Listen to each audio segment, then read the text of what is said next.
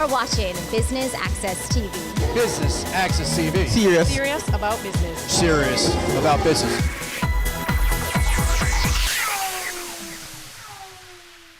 Business Access TV is here at the JSC Core Competencies to Excel as a Corporate Secretary. I'm your host, Andrew Laidley. Please stay with us.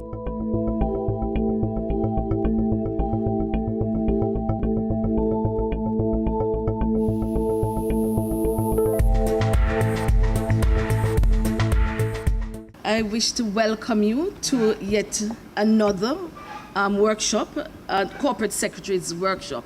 As you know, we have these workshops each year, and the reason we continue to do so is that we feel that we should be at the cutting edge of any changes that is occurring in whether locally or globally. We feel that the workshops have been beneficial to us so far, and that with each day when we have these changes, we should continue to look at educating the persons in this industry.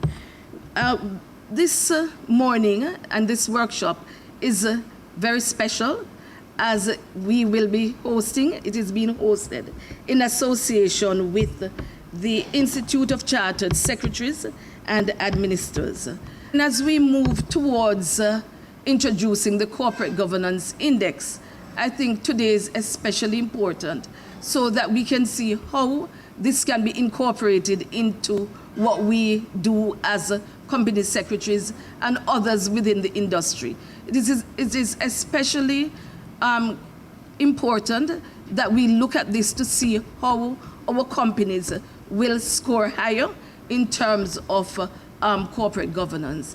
Today is intended to be a very good workshop based on the persons who will be presenting. So I invite you to stay tuned, ask the relevant questions, and ensure that when we leave here, we can implement what we have learned.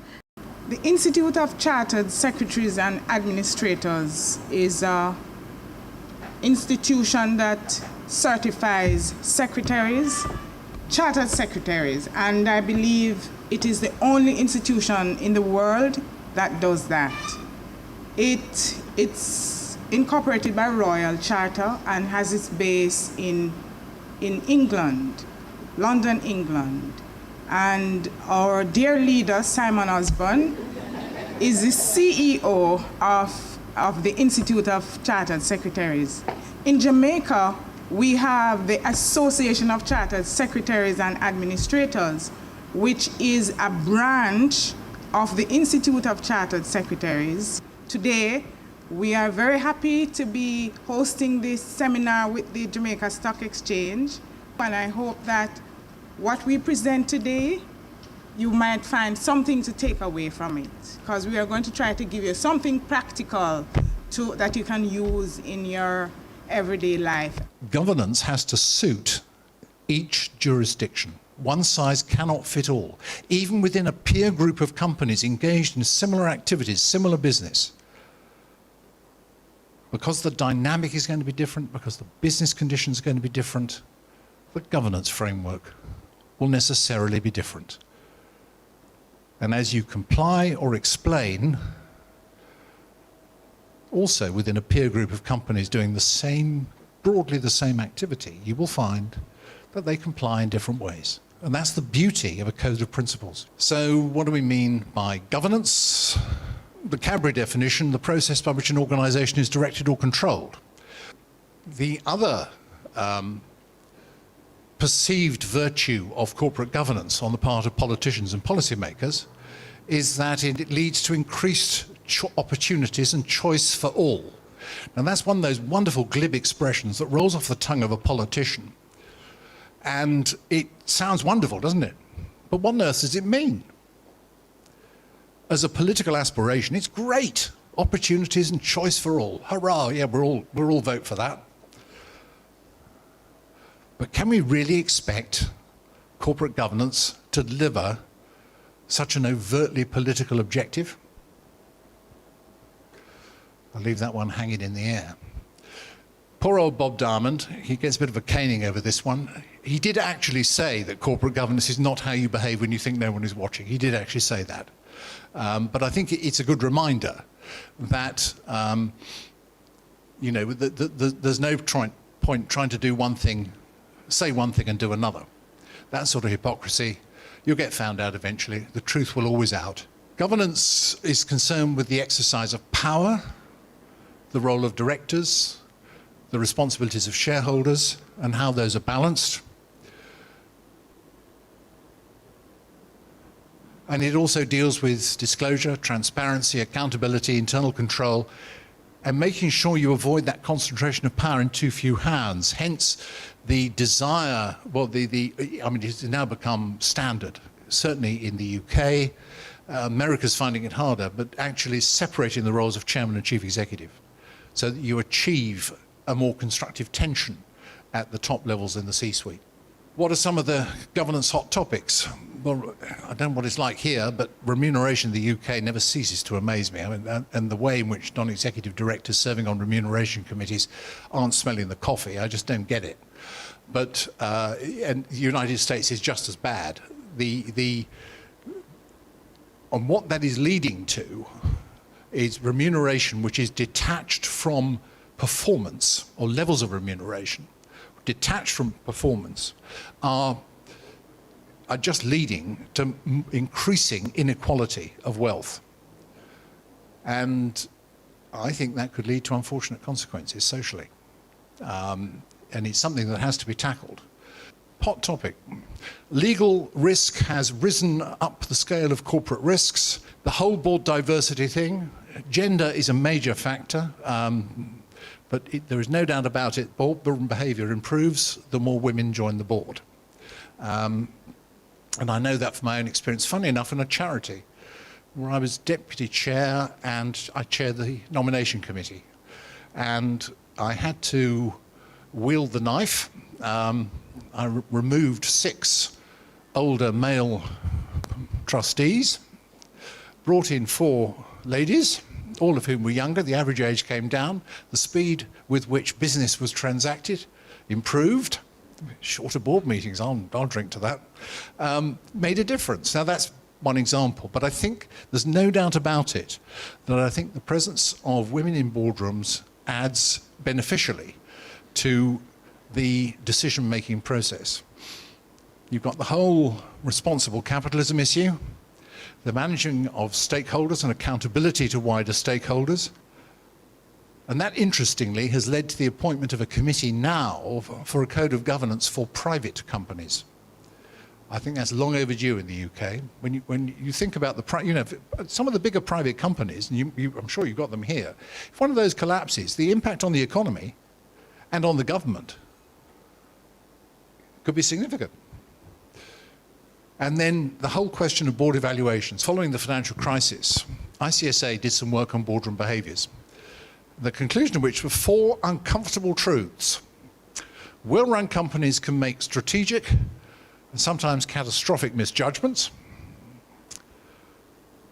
Risk management not properly overseen, monitored or reviewed by the board. Often it was just left to the audit committee.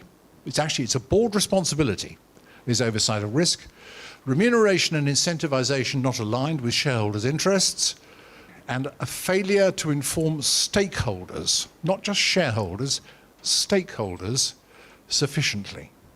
That work we did identified 3 areas needing attention.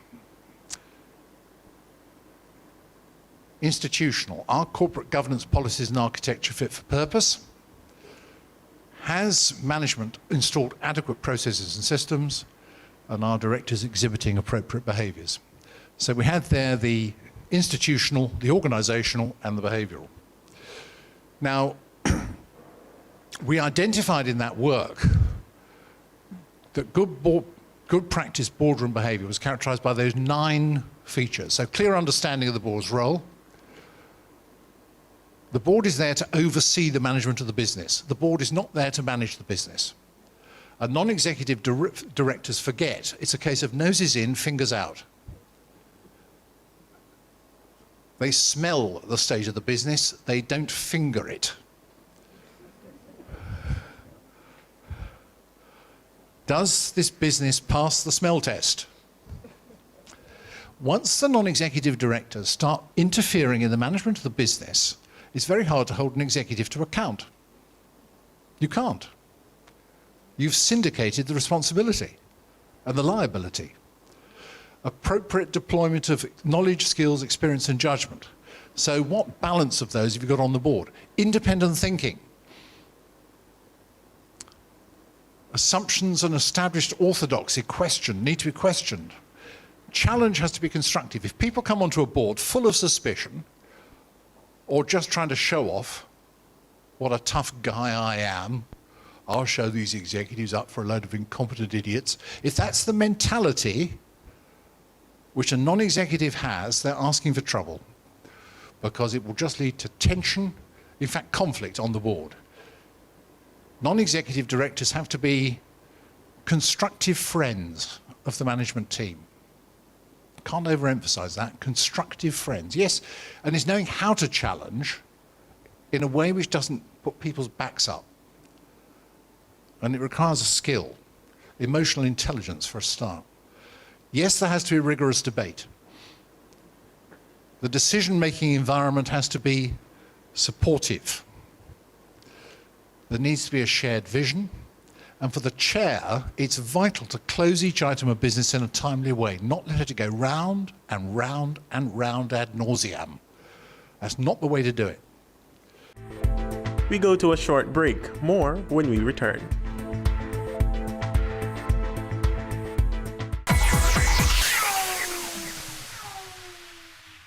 Dodgen Global offers a CPA scholarship program to team members who join our team. A career in accountancy at Dodgen Global is a great choice and can offer you excellent job prospects. We believe that an accounting education is the greatest gift you can give yourself or anyone else. Few gifts make as significant an impact as the gift of an accountancy education with a job. It's a contribution that lasts a lifetime in the form of learning, opportunity, and success. Join our team and get the opportunity to be part of our CPA scholarship program. This scholarships awards program will be administered by the HR department of Dodgen Global. Requirements: first degree in accounting, employed at Dodgen Global, willing to pursue the CPA examination. Here's how to apply. Submit application to Staff Accountant, Dodgen Global. Email sa@dodgen.com.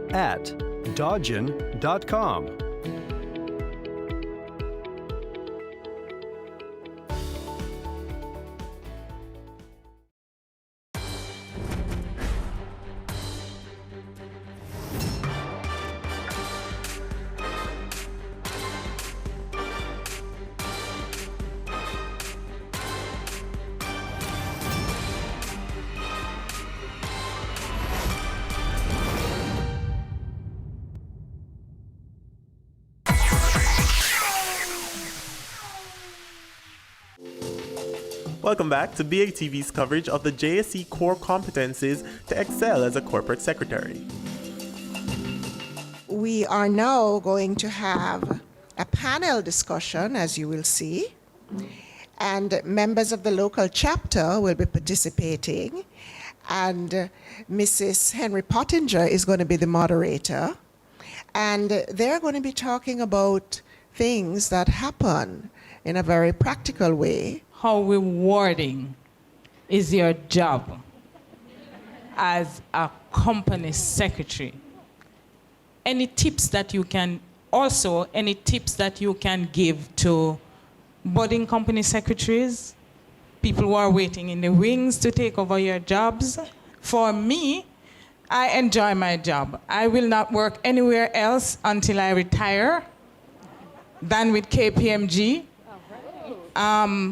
As to rewarding, yes, it is rewarding in many respects. I like to see that the people who I work with, they are enabled, they are eloquent, they can answer questions from shareholders, they deal with matters like that with alacrity, and they're very responsive. It's not glamorous in the sense that if the reward you're looking for is your name in lights, it's clearly the wrong profession for you. So I'm glad that Liz actually said the word enable because you are an enabler. You're a facilitator.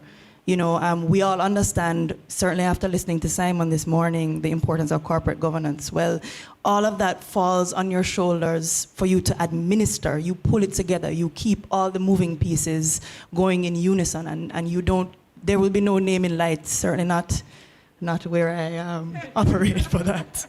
So if that's what you, but it can be, obviously it's very rewarding in other ways. Just in terms of tips, I can't stress enough, well, there are two main things I'll say. One is that just you have to have a high level of administrative capability, and whether that, and obviously you can't do it on your own. So whether it means an internal team or going for external support, you have to be extremely organized, and you have to make sure that you create a lot of systems which allow you to ensure that you comply with all the requirements that you have, which are numerous.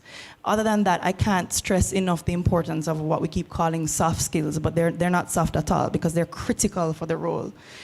Definitely, there's a high level of judgment and diplomacy and management of relationships of people which is involved. You know, we talked a little bit earlier about the relationship between, the tension between management and the board, which can sometimes exist. And in that case, your role is critical because you really are the diplomat who has to kind of navigate those two relationships and those two different sets of roles within a company. So that there's no, I can't stress enough how important it is to make sure that you develop your relationships and that you manage personalities. I recall some years ago I did a document for my chairman, and you know, I went to him and I'm explaining to him what it is that I'm doing and what it is that he needs. He says to me, where I must sign. So it gives you that level of confidence and trust, and to ensure that what you're doing and what you're presenting is correct. And you must build up that whole self-integrity so that, you know, it is not questioned. And I feel that if I have to take something to somebody and they ask me, so where is this or what is that? I do my own self-assessment, because when I do a document, it says where, what, when, why, who, and so forth. So I ask myself those questions so that, you know, you can develop that trust when you're working with somebody. The job is really very, very interesting. The things that come across your desk are amazing, dynamic, invigorating, challenging. Scope is very, very diverse. Corporate governance has really taken its hold, rather, on Jamaica and within the Caribbean. There is just so much that we have to learn and offer to our clients and to ourselves. Certainly, if someone is looking at this as a profession, I think corporate governance is the way to go. That's just me personally. You will always assist and help your clients, you know, but there's always a nuance on what has occurred, what should have been done, and how we're going to correct it. And that's what I love about it. And working with PwC and my team, we have just so much to do. You've got to be very structured, lists, and more lists. You have to be very detail-oriented and be able to pick up, and very meticulous, and be able to pick up errors very easily. In my role as a corporate secretary, the reward for me is I am constantly learning. Every day there is something that I didn't know, or something now that I have to go and know. And it is, no 2 days are ever the same.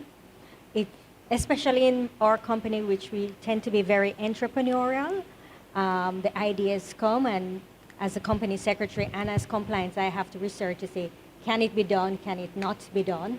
Would this be in breach of anything? I would also advise that the regulators are good allies, you know. From where I sit, I call them a lot because I need their guidance. They are more intimate with the laws and regulations and how they interpret what I am asking them to just bounce things off. So I would ask you to use them up. You know, the company's office, the stock exchange, the Bank of Jamaica, the FSC, they're all very open to questions. No one has said no to me yet. Even if they don't know the answer, they'll research it and get back to us. And our real success lies in having a great team behind us, including KPMG. And Thank you. and our team in Rep, Trinidad and Jamaica that supports me, because we just could not do it alone. Thanks a lot, ladies. I hope then that those of you in the audience found something informative, instructive, that you can take away from this panel discussion. Coming up after the break, what companies need to know about the Corporate Governance Index.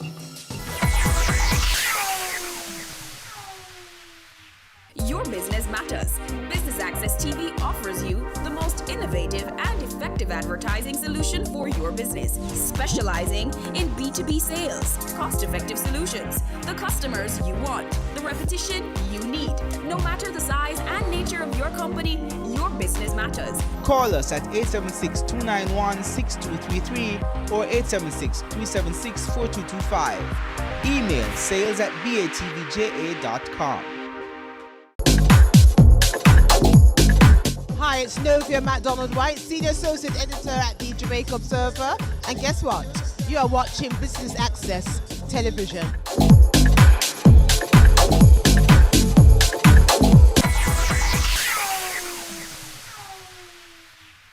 Welcome back to BATV's coverage of the JSE core competencies to excel as a corporate secretary.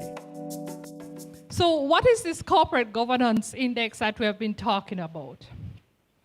And it really is a tool that has been developed to measure how all entities that are listed, at least surely for us listed on the stock exchange, how it conforms to various established corporate governance principles. Now, typically, the index has a numerical value, right, where the extremes of the values are overall good and poor. And also, it assists in improving the transparency and ultimately FDI for countries. Because research has shown that countries and surely listed companies, like using the stock exchanges that have a corporate governance index, especially when there's not very strong regulatory environment for them to operate within, the corporate governance index has actually helped to create greater investment opportunities. And what the research has shown is that countries with the indices have shown significant growth in corporate governance practices. So let's talk a little about the corporate governance index in Jamaica. And the index has been developed by the Jamaica Stock Exchange. As I indicated before, it's the first for the Caribbean region. The process that is being utilized is that it's going to be automatic, so that whether you're listed on the junior market or you're listed on the main market, you are going to be assessed using the index manual. So the purpose of the index, as stated by the Jamaica Stock Exchange, is to first of all periodically measure listed companies' conformance to required corporate governance principles and practices. It also should help to give companies an opportunity to differentiate themselves from other companies, because while all companies are listed and expected to be guided by certain principles and certain rules and certain legislations, you can differentiate yourself by the score that you probably will get based on the fact that you are adhering to a number of these principles. It will also provide a benchmark by which other parties, external parties, locally and internationally now, can gauge companies' adherence to corporate governance practices. Every year, we have a workshop for the corporate secretary because we realize that they are an integral part of the corporate governance and effectiveness of publicly listed companies, whether it's on the junior exchange or the big board. And we were fortunate in that the head of the Institute of Chartered Secretaries and Administrators of the UK was coming on a visit to Jamaica to meet with the Jamaica Stock Exchange because we are in the process of representing them in providing training and continuing development for corporate secretaries, persons who want to be corporate secretaries. And as a matter of fact, there is an upcoming fast track that's going to be available for attorneys and chartered accountants who invariably are performing the duties of the chartered secretary, and what it will allow them to do is to have the formal chartered secretary designation. So we felt that this was very important to continue to lift the profile of the chartered secretary and their role in listed companies. I thought the conference was excellent, actually. The seminar was excellent. It touched on very important aspects that are critical for the development of our businesses within Jamaica and internationally, and for our companies, concentrating on corporate governance and the amendments that have just occurred in the Companies Act and why corporate governance is so important. So I encourage everyone to be at the next seminar. But governance is here to stay. There's no doubt about that. And it's the proportionate application of governance principles which is so important in all types of organisation. But in order to be able to do that, every organisation needs to be clear about its organisational purpose. Then the board, the directors, need to be clear about the key values by which that purpose is going to be delivered. Only then can you devise a governance framework for your particular type of organisation. Every organisation, however big, however small, needs to do that. Who does corporate governance benefit again? Obviously, it benefits the companies themselves, it benefits their shareholders as the owners, or if it's an unincorporated body, the members. But it also benefits wider society. I think that's the important point. Their employees, those with whom they do business,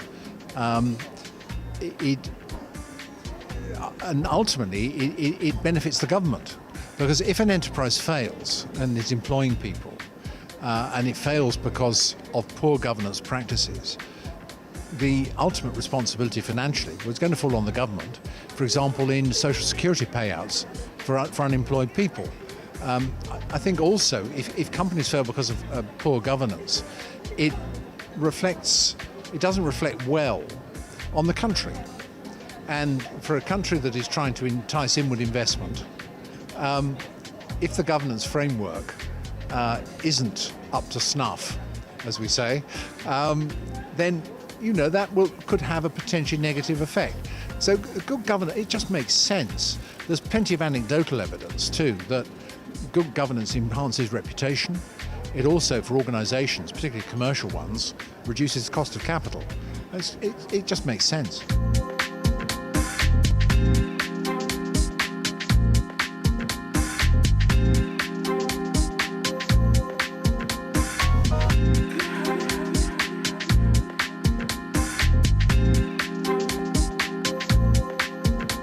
That's it from us here at the JSC Core Competencies to Excel as a Corporate Secretary.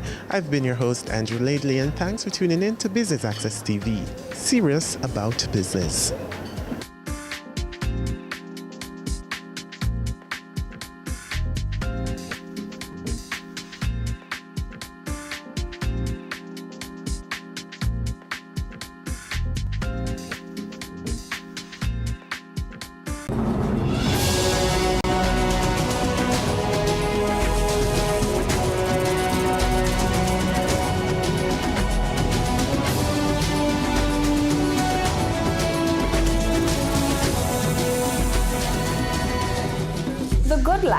Your weekly dose of information on nutrition, wellness, and fitness. Discover ways to nurture your mind, body, and spirit.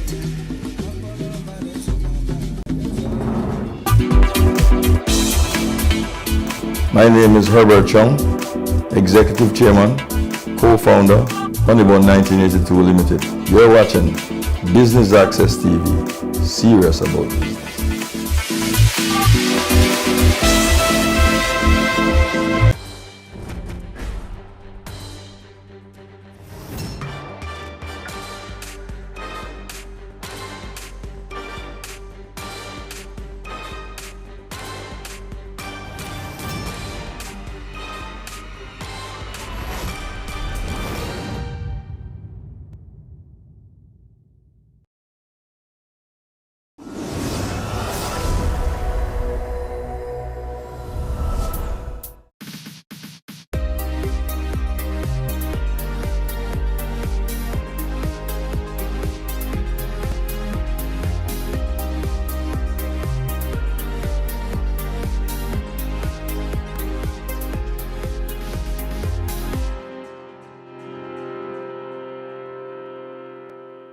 As we enter sacred time on the calendar, 40 days of Lent, a time when we give up something for the good of ourselves, let us join hearts together over the next few days and give up hostility towards each other, crime and violence, and be a peaceful nation. We can do it if we really try. Hello and welcome to Jamaica Magazine. I'm Adrian Atkinson.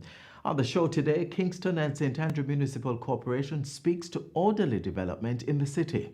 And we talk matters of the heart in our health feature. Stay with us.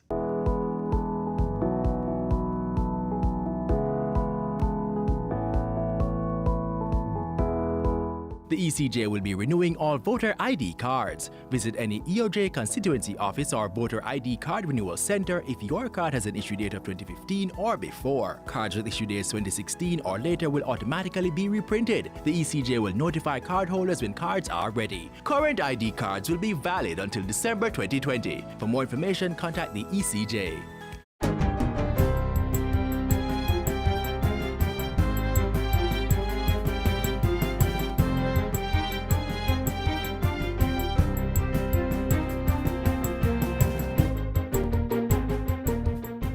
Good day, I'm Theodore Henry, and this is your JIS News for Thursday, February 27. The Jamaican government has expanded its travel ban imposed to prevent any local introduction or spread of the novel coronavirus, COVID-19, to now include Italy, South Korea, Singapore, and Iran. These are the countries reporting the highest number of COVID-19 cases outside of mainland China, for which the Health Ministry had previously announced a travel ban on January 31. The majority of cases in those countries, or these countries, which I'll name, have been due to in-country transmission. So unlike in the past, when countries had imported cases, what is happening now is that within countries, cases are being transmitted or spreading internally, which makes these countries a higher risk than previously when the cases were isolated. The Health Minister provided that update in a press briefing this morning. He reported that of 141 persons who have arrived from China within the 14-day incubation period, 5 are in government quarantine, another 5 are quarantined at home, while 5 are in isolation. The Health Minister has, meanwhile, explained why port health officials refused docking clearance for the MSC Meraviglia cruise ship at the Ocherius port on Tuesday. I think it should be known that the vessel, having had a requirement under the quarantine laws to report any health-related threat that is on board prior to landing, did not make such a report. In fact, they filed a report which did not give any indication that that was the case. When the health team actually boarded the vessel, they discovered that there was an individual in isolation on the vessel. That, in effect, is a breach of the protocol. And so the health team, having learned of the situation after they boarded, requested additional particulars, the clinical history, etc. Vessel came in at 8:30. My understanding, it should have left at 4. We never got information hours after requesting it. A decision was taken that, given all of those factors, the late notification, the breach of protocol, the fact that that person was isolated, it was in the best interest of our country and our people to ask the vessel to continue on to its next port. In other health news, an additional 30 Cuban medical professionals are set to arrive in Jamaica today to further bolster government's delivery of quality healthcare services. They will join the 276 Cuban medical professionals currently serving the local public health sector. This follows Tuesday's signing for the renewal of a technical cooperation agreement between Jamaica and Cuba for another 3 years.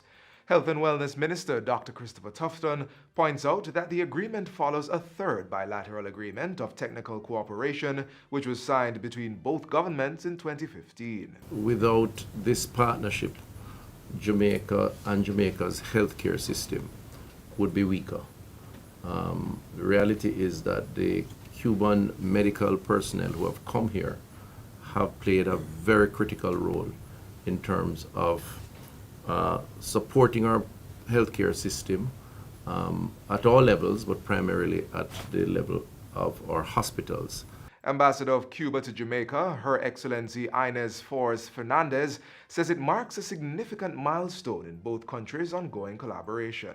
The agreement we signed this morning gives response to the demanding times we are living today and will contribute to face the current complex challenges in the health sectors. Meanwhile, the Marella Discovery 2 cruise ship made its second call to Port Royal on Monday, carrying 1,800 visitors to Kingston. This is the cruise ship's second arrival to the recently renovated Fort Charles, Port Royal's first fort. The 500-year-old heritage site was recently refurbished by the Port Authority of Jamaica and other government agencies. Fort Charles was revitalized with additional features, including officers' quarters, a new ticket booth, and a souvenir and merchandise shop. There's also a new Giddy House exhibit building adjacent to the original Giddy House that was built in 1888.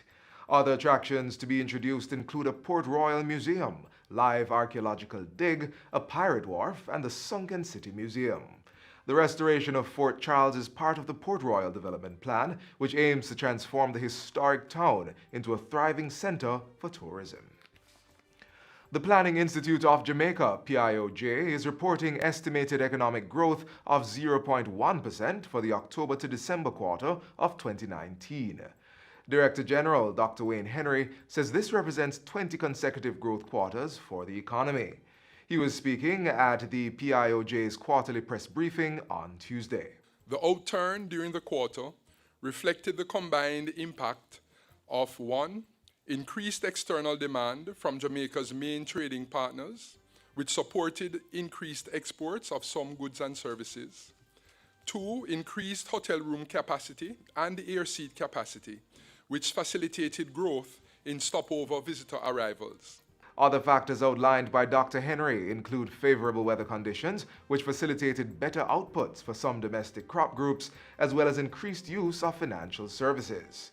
PIOJ's Director General says greater growth was hindered by the winding down of major construction projects, the slow rollout of new strategic investment projects, and plant downtime due to aged equipment in several industries.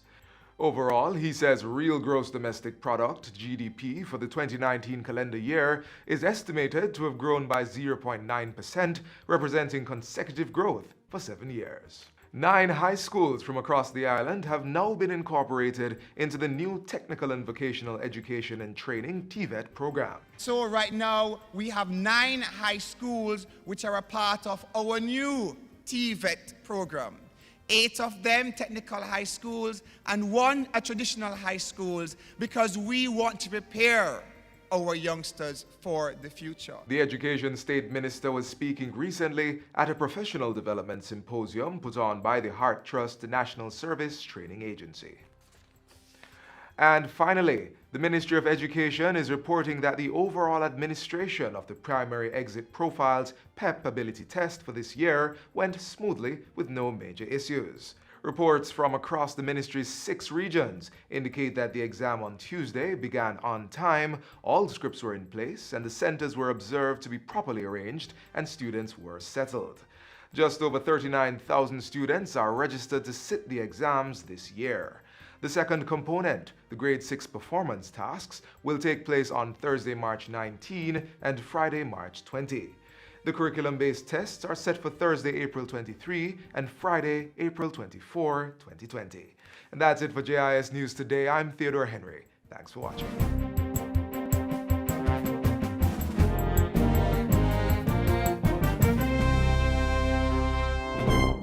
Protect yourself from the flu virus. Visit your nearest health center or doctor to get the flu vaccine.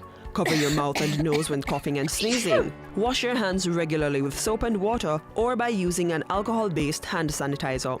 Avoid the spread of germs by not touching your eyes, mouth, or nose. And be sure to regularly disinfect surfaces and objects that are used often.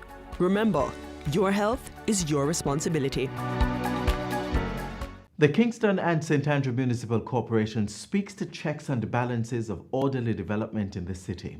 The The conversation is prompted by recent expansions in the capital's infrastructure development, such as housing and commercial buildings and roadworks.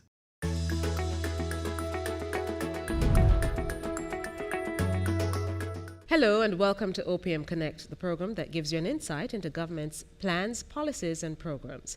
I'm Naomi Francis. You know, there are several really good and meaningful projects taking place across the length and breadth of Jamaica. Today, we move away a little bit from central government and focus on what's happening at a local government level, and specifically in the Kingston and St. Andrew Municipal Corporation. The development of downtown Kingston is very, very important to so many people living in the capital. What's really happening? Well, we have three very important persons joining us to tell us a little bit more about that. We have His Worship the Mayor of Kingston and St. Andrew, Senator Councillor Delroy Williams. Welcome, Mayor. All right, we also have Ms. Monique Grant. She is the Urban Planning Officer at the Kingston and St. Andrew Municipal Corporation, the KSAMC, and none other than the Town Clerk himself, Mr. Robert Hill. Ladies and gentlemen, good afternoon. Thank you so much for joining us here on OPM Connect. Hi, Naomi. Good afternoon. Well, let me start off with the first question, because I see this a lot, especially on social media, and this is really a program streamed on social media. So let's start at the point where I see a lot of people expressing concerns about the rapid pace of development taking place across Kingston. You know, I saw a tweet, especially from the president of the JMEA, Mr. Pandoe, asking, is there really a balance and check system going on? Because all these rises are going up so fast. So Mayor, I ask you the question.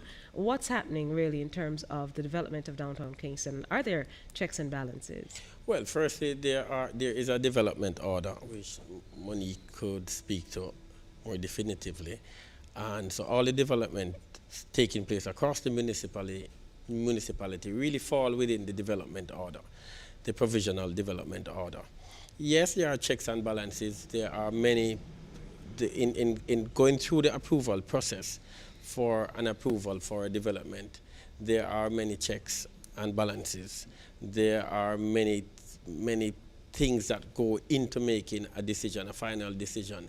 The building committee, for example, is comprised of councillors, of the technical expertise at the municipality, members of NEPA, members of the private citizens who are in the industry itself. So it's not just that you sit in a building committee meeting and it just consists of councillors and KCC members of staff. The committee is broad, which means that all the considerations go into making a decision, but according to the law. So we are guided by the law. And as a municipality, we can't act outside of the law.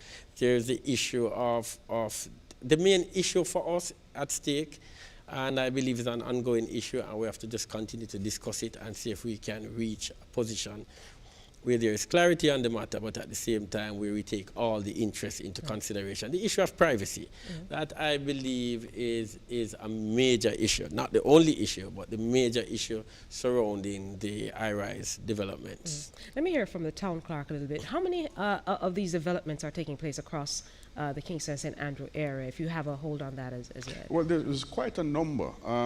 We have a mixture of residential, which is broken down into single and multifamily developments. Mostly, it would be in the Kingston 6, 7, and 8 area. And they're also in Kingston 8 and 10.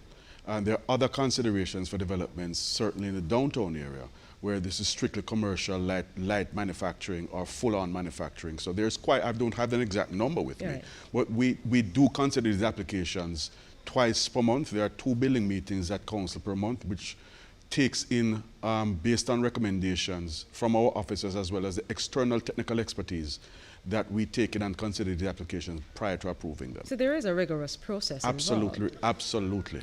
A part of the concern as well, I see, especially on social media, is do we involve agencies such as the NWA, the provision of water, solid waste, all those things? Mayor would have alluded to it earlier, Naomi. Yes. In considering any application, particularly if they are abutting a main road or is a heavily dense area, the National Water Commission, National Environment and Planning Agency, the National Works Agency, the Town and Country Planning Authority, ourselves. It may also need mines and geology. It may also need another set of environmental eyes on it, right? So it all depends on the type of application before us and where we see fit to refer these applications to these external agencies. May I also indicated that at the sitting of these committee meetings, all of these agencies are represented, and also the Institute of Engineers, the Institute of Architects are also part of the committee, which also brings to bear their expertise and opinions in reviewing, evaluating, and granting approval or not to various applications that come before us. You know, Mayor, Ms. Grant, Town Clerk, you know, the Prime Minister has said it, that especially when you have such a dense population in a small area, we have to rethink how we deal with development, and especially when we want the population that primarily works in the Kingston area to be near to work. How then do we rethink it? Because you have examples of other major cities with high rises and large developments taking place. Is it that process? I mean, where is Jamaica planning to go based on the vision that you've seen and heard too from the Prime Minister?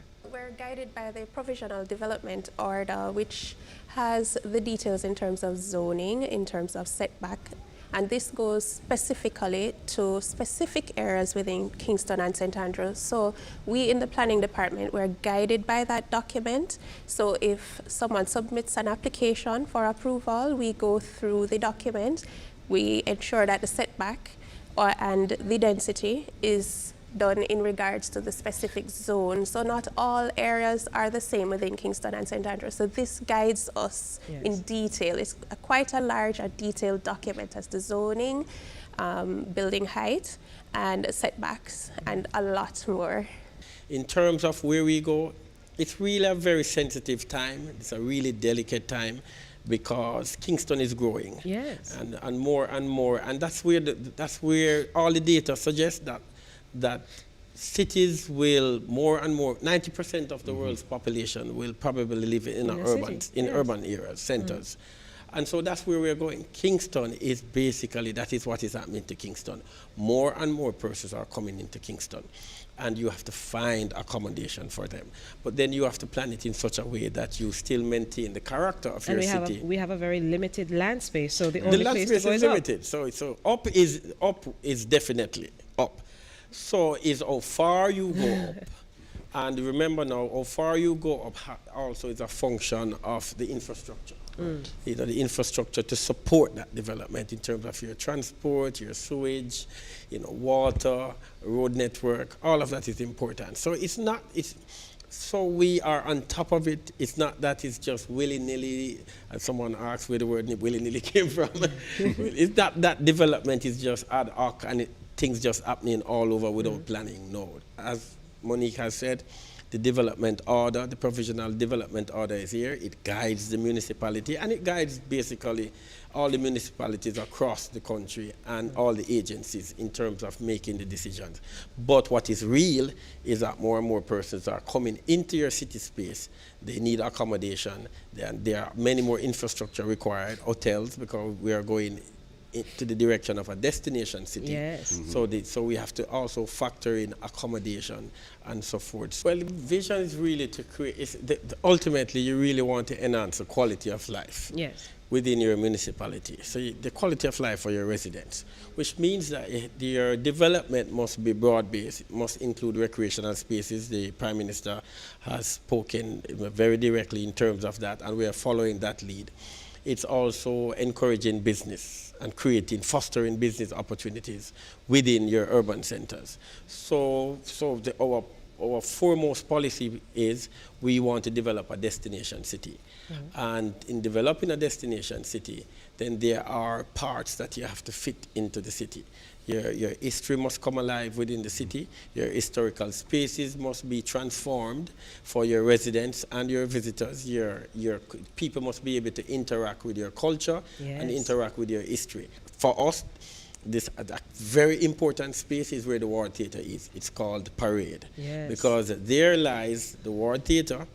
That space has been a theatre space for over 300 years. So this, we believe, is a space that is rich in history, rich in culture. And this space has to be transformed into a mix of shops and restaurants and at least semi-pedestrianized space, so that our residents and visitors can come into the space peacefully, leisurely, and interact with the space and our history. Congratulations to you and your team in terms of what you're doing to redevelop downtown Kingston and transform, really, our capital city. It really is commendable. I want to thank yourself, the town clerk, Ms. Grant, for coming and speaking about it. And certainly, I've invited you already again at any time to come so we can talk a lot more about what's happening and how we're going to solve some of the other issues and make Kingston that sustainable, livable city. Thank you so much for joining us for OPM Connect this week. Join us again next week for another interesting discussion.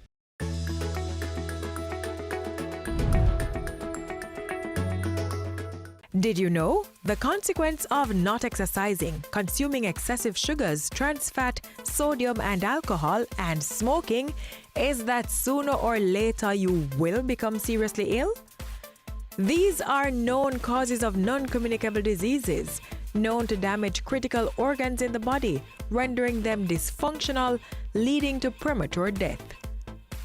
Avoid the unhealthy habits, treat your body right, eat well, exercise, and live longer, more productive lives. Up next, how diabetes can contribute to heart disease.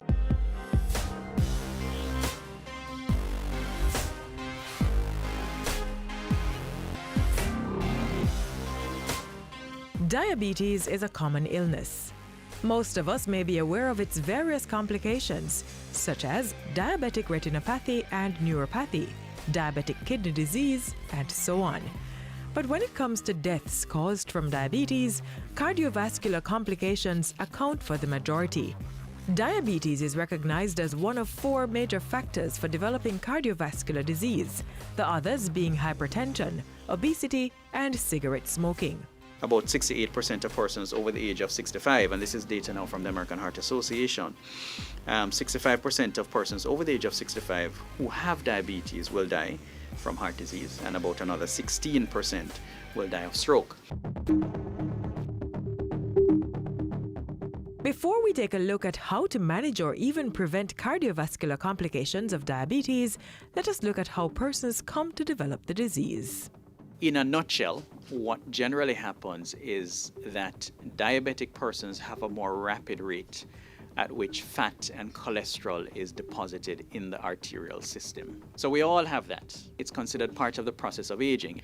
Fat and cholesterol is being laid down in our arteries. However, diabetic persons tend to have that happen at a more rapid rate. Okay? And as a result of that, what tends to happen is that diabetic persons will progress to a point where they have compromised vessels. So in other words, the lumen, the diameter of the vessel, is narrowed, the flow of blood is limited. And as the heart muscles become starved of blood, various acids accumulate and persons will tend to experience what is called angina, or a type of chest pain. You may get complete blockage of the vessel, which may now result in what is called a heart attack. Heart tissues are not meant to function in an environment where the blood sugar level is elevated. And so, another incidence of diabetic cardiovascular complication results where high blood sugar levels in persons who are diabetic becomes directly toxic to heart cells. This impairs the ability of blood vessels to open normally under conditions of stress, such as exercise, and also causes inflammation and impaired clotting of the blood. So if they are chronically exposed to those levels of elevated blood sugars, then there are biochemical consequences. There's weakness of the heart muscle, and patients, many of them, go on to developing heart failure and so on. The diagnosis of cardiovascular complications is more difficult in diabetics, where the symptoms appear unclear or may be different from the non-diabetic patient. Take, for example, a non-diabetic person with, say, coronary heart disease. Generally, they will say, well, look, doc, I felt pressing pain to the center of my chest. it's moving down my left arm, it comes on with activity, it stops when I stop engaging in whatever activity. It feels like a weight or like a pressure, like a squeezing sensation, and it's associated with other things like shortness of breath and so on. Diabetics, however, have a particular problem because they have damage to the nerves, and therefore they may not actually experience chest pain at all. If they do, it may not be the typical angina which we would normally expect a patient to describe. Okay, so oftentimes diabetic patients who are having cardiovascular disease will say that, doc, I just feel a little funny sensation in my chest, a little discomfort, I just feel short of breath, or I'm walking up the stairs, or I'm running after my grandkids and I find that I'm just out of breath. The rest of the diagnostic process, however, is similar and may include an echocardiogram, ECG, blood works, or various stress tests accessible at public health facilities and at the Heart Foundation of Jamaica. Generally, diabetic patients will have elevated blood sugars in their urine, which, if identified, serves as a red flag and need for more specific testing. A urinalysis or urine dipstick test is generally done as part of school medicals, oftentimes as a screening test for diabetes. As with every illness, early detection and prevention is key to having good health. It would be good every year for every person to be checked. If you're diabetic, you would have been told how often you need to check your blood sugar by your health professional. But if you're just doing checks and you're healthy otherwise, then at least once a year to check your cholesterol, your sugar, your blood pressure, do your ECG to see if there is any abnormality in the heart. The treatment of cardiovascular disease in diabetic patients is more holistic, involving lifestyle changes to include diet, exercise, and maintaining a healthy weight. In a nutshell, we advocate for, eating primarily fruits and vegetables, things like whole grains and nuts, limiting one's intake of fast foods, foods with high fat content, high cholesterol, salt, and so on, and portion size management as well. More unprocessed foods, less of the very refined high sugar foods. So there are those foods that are obviously very high in sugar. So the typical recommendation, if you look at a plate, half of the plate should be more plant-based foods, leafy vegetables, and some fruit.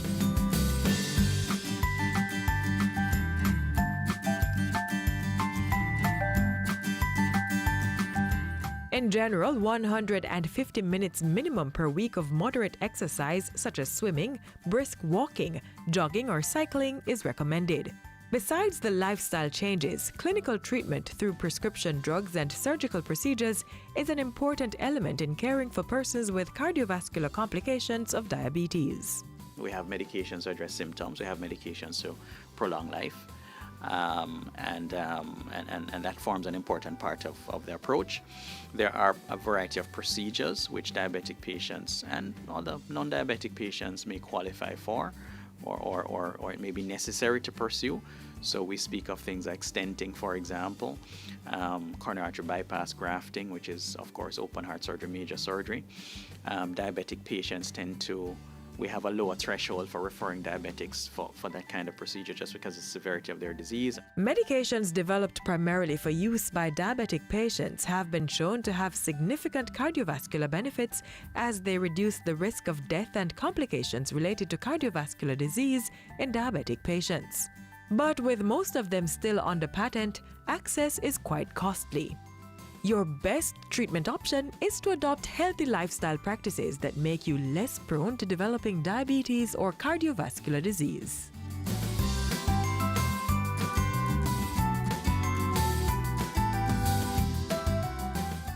This is where our journey ends, but only for today. Do join us again tomorrow when we'll bring you another informative program. In the meantime, stay connected via our website at jis.gov.jm. And while you're online, send your feedback to Jamaica Magazine at jis.gov.jm or via tweet at JIS News. On behalf of the entire production crew, I'm Adrian Atkinson. Do take care.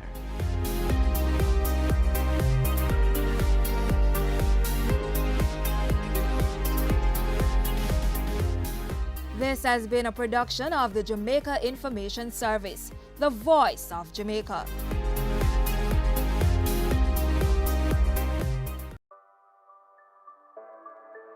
Sundays at 4:30 p.m. It's all about Home Sweet Home. Get your half-hour dose of the business of real estate, from laws and concepts to reality, building, buying, or renting. Or what about trends in decor or renovations? Home Sweet Home will keep you up to date.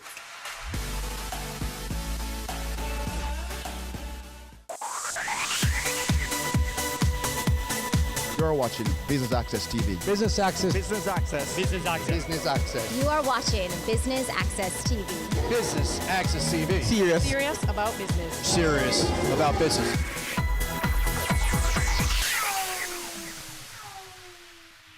Hello and welcome to Business Access Television's coverage of the Golden Day Tourism Awards. We're coming to you from Montego Bay, St. James, where it's a very special day. The Ministry of Tourism and the Jamaica Tourist Board are honoring individuals who have dedicated over 50 years of service to building the local tourism industry. I'm Kenil Gale and I'll be your host, so stay tuned for the highlights.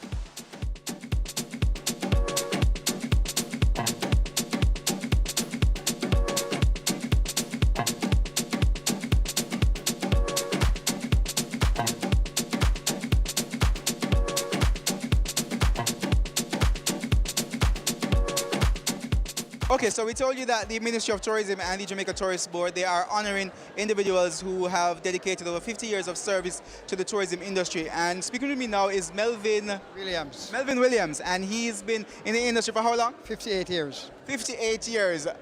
What's the major change you would say from when you started until now? We have quite a bit of changes. I've seen a vast more tourists coming into the country than ever before. We have a lot more people get involved in the industry than ever before. I find that people are more better off in a living condition than before, since the industry has been grown to this dimension. What are some of the milestones you've seen? Because you've been in it for decades. So what are some of the milestones that you've seen over the years? In the last 15 years, it has developed very fast, rapidly. I have seen tremendous amount of hotels that has been built. The Spanish hotels, so many Spanish hotels with so many bedrooms. I've seen so many hotels built right across the country, especially in the North Coast. Our beaches have been developed, and cruise ships has been more than ever before in the past. And we have a lot more people, operators, tourist operators, drivers, who involved in this industry that been able to make a better living for their family than in the past. So most of them I discovered that they can have a better home, better school for their kids, able to send their kids to school. And even though it has been hard sometimes, but yes, they're able to do it because of the industry. Let's talk a little bit about your journey. Tell us a little bit about where you started and what are some of the jobs that you've done within the industry. Okay, I started at the Roundhill Hotel in 1959, and I worked there until 1963. I was sent to London by Mr. John Pringle, who was the owner and director of the Roundhill Hotel, to our Park Lane Hotel in Dorchester, London. And I worked there for 18 months. Then I came back to Roundhill in 1964 and picked up my position there, and I worked there until 1970, where I started a transportation business of my own, carrying the tourists with my own taxi service. Then I leave there in 1970 to our Martin Tours, which was the only tour company then in Montego Bay and Jamaica. I worked with Martin Tours until 1976, when they moved out of the country. And then I was a member of JUTA from 1974.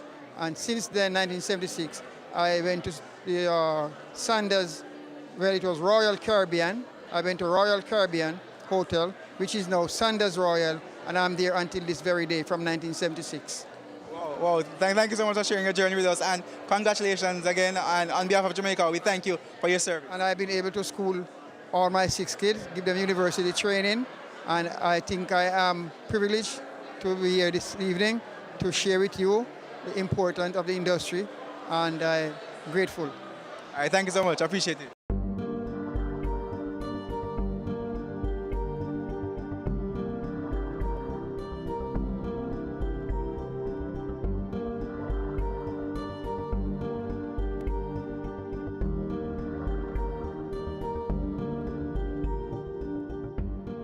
Another awardee has stopped by to talk with us. He's Michael Young, and he's been in the industry for 51 years.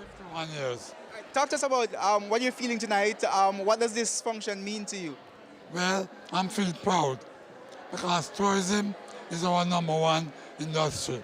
And where I work at the airport, I welcome the tourists in when they came in with their luggage, and when they're going out, I'm the last person to say bye-bye to them. So you have a very critical role in terms of ensuring that people feel at home when they come and want to come back. Right, and I operate on a tip basis. And whether I get money or not, I still give a smile and say, come back to Jamaica, man. All right, talk to us about your journey in the industry. You say you work at the airport now, but that's where you've always been, or you've had different jobs? Well, I do a little truth and tourism too, from the shipport now, because I'm not living back anymore now. I'm getting older. But I've been at the airport from there was 4 aircraft. 4 aircraft. 4 aircraft? Right. And now you have over 35, 40 coming in per day. Nice, nice. How has the tourism evolved in your eyes in terms of the product that we are offering here in Jamaica? It's growing rapid. To what it started from, it's growing rapid. I am pleased. I passed the airport a while ago and I was happy to see the amount of plane on the ground and the amount of buses. And tourism is quick money. It's foreign exchange. It's the biggest industry in Jamaica. Quick cash. You talk to a lot of tourists. So what do you think are some of the things that we can do better? As in some of the things that we can do to make tourists more comfortable, let them feel more safe, make them feel more welcome. Tourists like a smile, and they like to be comfortable. They like to congratulate and ask them to come back to Jamaica and go the extra mile to do something. And everything is not money. Sometimes some tourists are poorer than I and you, but they come to Jamaica. And if you treat them nice, they'll tell somebody, they maybe tell the rich guy, come to Jamaica. All right, congratulations again. And the word you're leaving with us is treat the tourists nice. Yeah? And keep smiling. Smile, keep smiling. Welcome the tourists, treat them right, keep them safe, and they will come. All right, wise words there from Michael, who's been in the industry for over 50 years.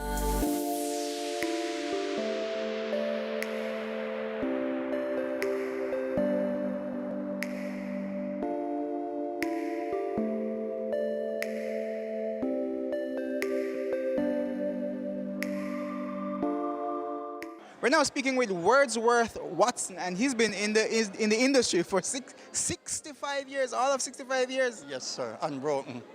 65 unbroken years. It just boggles my mind, and it's a wow for me to.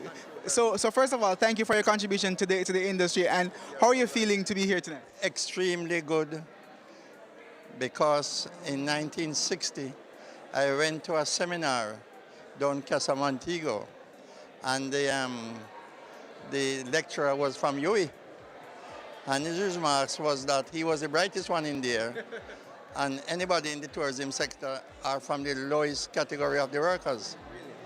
And after that, Hugh Shearer realized that we were not being cared for, and he decided to start a program, but unfortunately he died before the program could get off the ground.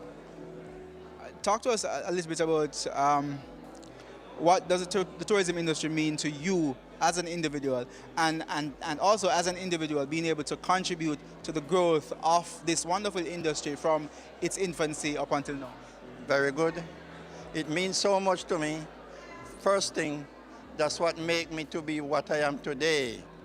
And secondly, it helped me to school my daughter overseas, give her one of the first-class education in Canada at York University. And now she's doing a very good business in Canada. I'm feeling very proud, and again, to know that at my age, they still want me to be in the system. All right, Mr. Watson, thank you so much. Thank you for your contribution to the industry, and congratulations. Thank you very much. Thanks for having me.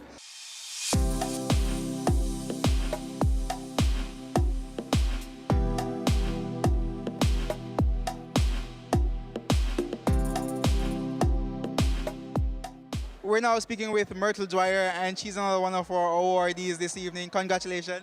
Thank you very much. It's been such a special evening for you and your fellow awardees. Awesome. For one, I never thought for a moment. I never expect awards. I do, and I am, and whatever comes with it. So when I heard that I personally was being awarded this evening, I was like, that's impossible. I just happened to have been in tourism, did what I was supposed to do, and I'm enjoying it. You've been in it for 50 years, so it must be something that you love. Absolutely. It actually grew on me because came from the hills of Westmoreland to high school in Montego Bay High School to be exact, and Montego Bay was tourism, so we saw tourists walking up and down on the road. We were gracious and kind to them, and it became a part of me, and my curiosity led me into tourism, and it grew on me even further, and I studied the subject heading off to Germany in 1972 to study hospitality and tourism. Jamaica has, sun, sea, sand, but a lot of other places have that. What do you think gives us the edge in the tourism industry? Awesome. We're a nation of contrast. We're an island of diversity, and we're just a land of beauty with experiences to match every desire, every discerning client, every aspirational client, and every client who wants to come to Jamaica or thinks they need to get to Jamaica. Now we know why you're one of the foundation members in the industry. Finally, just tell me, what does that mean to you to be one of the foundation members, one of the persons who helped to build the industry from where it was to where it's at now? Actually, it's good because the times were tough. It was tough, one, being in the industry, working long hours, and two, being a woman. It was a man's industry. And so you had to contend with the men, and you had to contend with foreigners. And but you know what? It made me to be built of sterner stuff. And today my shoulders are broad, and I'm standing on the backs of a few others who came before me. But I'd love to have taught many who have gone on to be excellent women of industry. And 50 years later, you have a real good legacy to look back on. Absolutely, and I'm still going.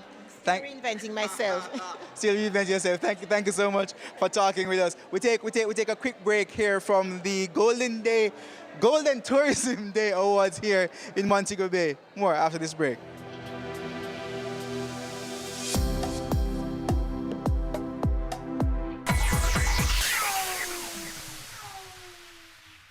Dodge & Global offers a CPA scholarship program to team members who join our team. A career in accountancy at Dodge & Global is a great choice and can offer you excellent job prospects. We believe that an accounting education is the greatest gift you can give yourself or anyone else. Few gifts make as significant an impact as the gift of an accountancy education with a job. It's a contribution that lasts a lifetime in the form of learning, opportunity, and success. Join our team and get the opportunity to be part of our CPA scholarship program. This scholarships awards program will be administered by the HR department of Dodge & Global. Requirements: first degree in accounting, employed at Dodge & Global, willing to pursue the CPA examination.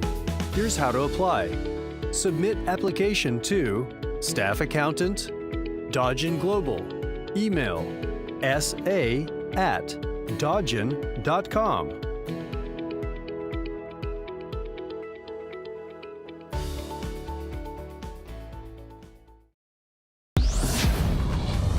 In this one degree, you're able to do many things. I think the field found me.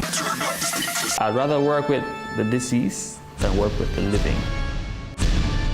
Let us open your mind to careers you've never considered. Miniature model maker. Game technician. Animator. Empowerment. Career moves. Anywhere money is, that's where I am. Welcome back to Business Access Television's coverage of the Ministry of Tourism and the Jamaica Tourist Board's Golden Day Tourism Awards.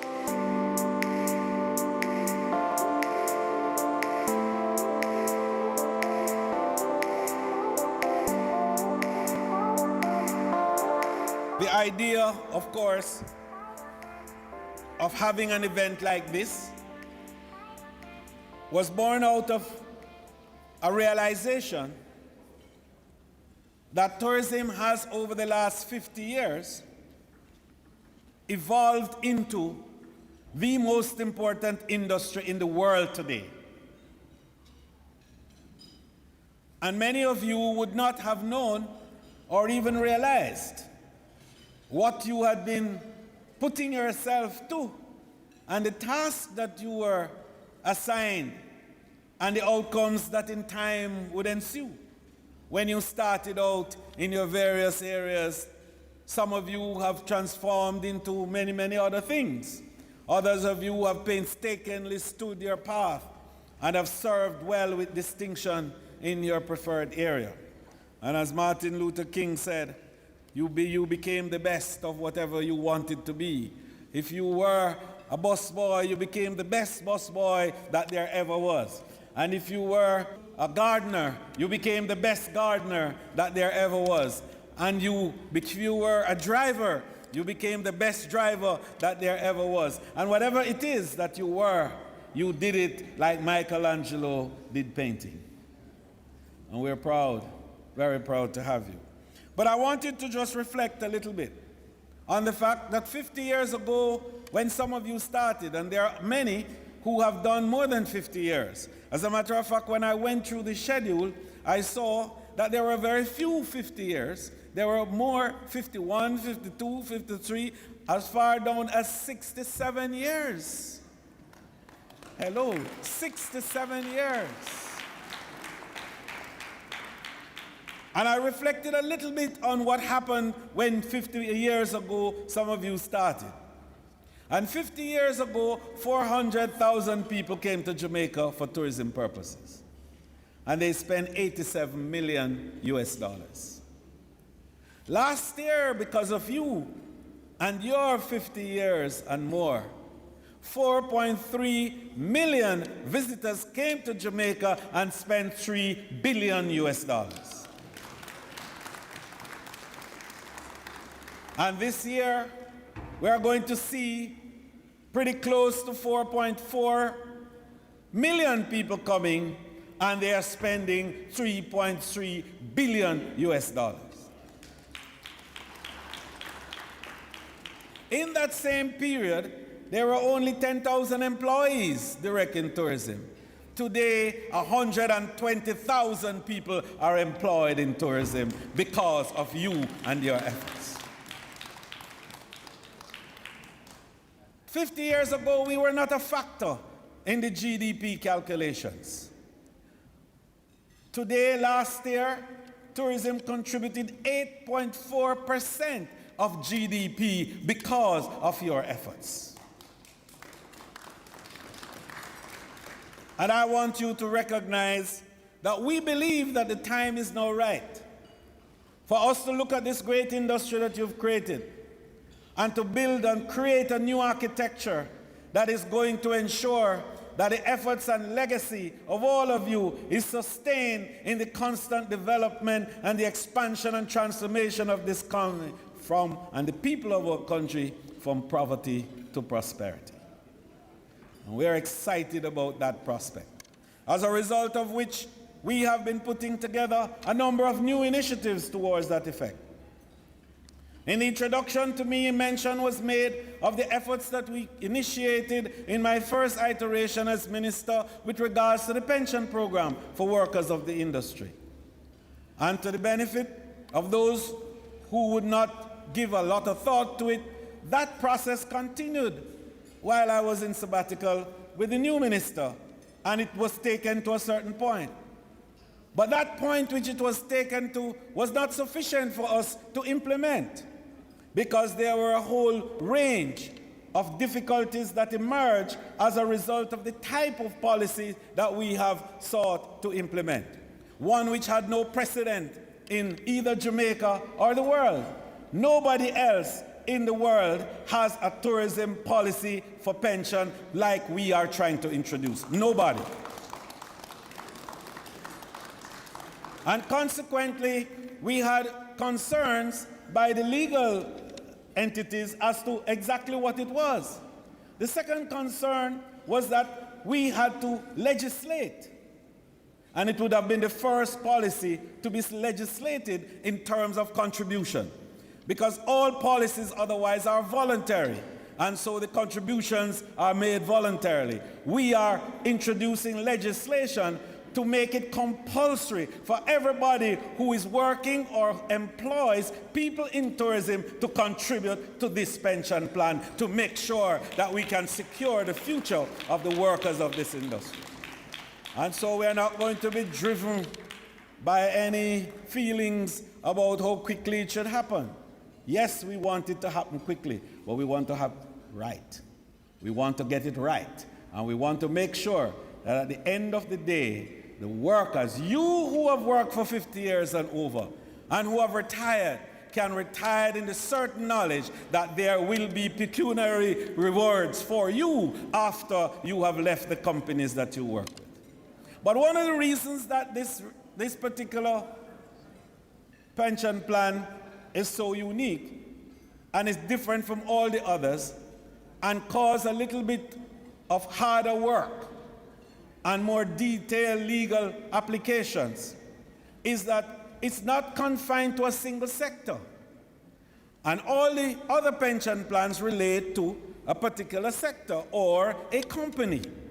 This one we are trying to embrace all the areas that connect with tourism so that the little man, the red cap at the airport will have a place in this pension plan.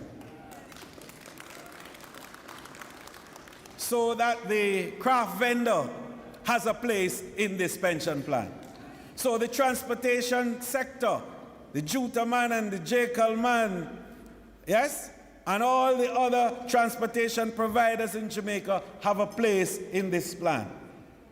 And also the attraction workers, the rafters, yes, the rafters on the Rio Grande, and the rafters on Great River, and the rafters on Martha Brae, all will have a place in this plan. So this is an omnibus plan which will take into account all the connecting parts for tourism that has never happened before. And we have to get it right. And thank goodness we have a good team headed by Daisy Coke, who is doing a magnificent job, perhaps the best actuary in the entire Caribbean. We have the benefit of her services, and we are doing it right. And don't rush us too much. Let us get it right, and we'll have it for you before it's long.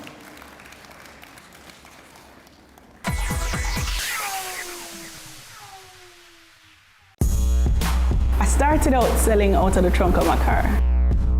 If everybody think the same way, everybody going in the same line. Being an entrepreneur takes everything that you've got. Weekends? What's weekends? We work on a weekend.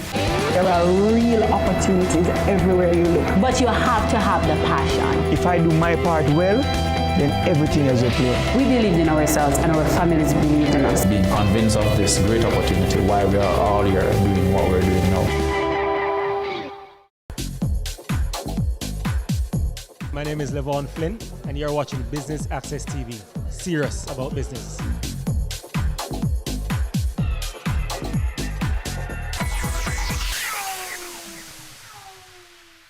But we need to do something else, as you see we are doing.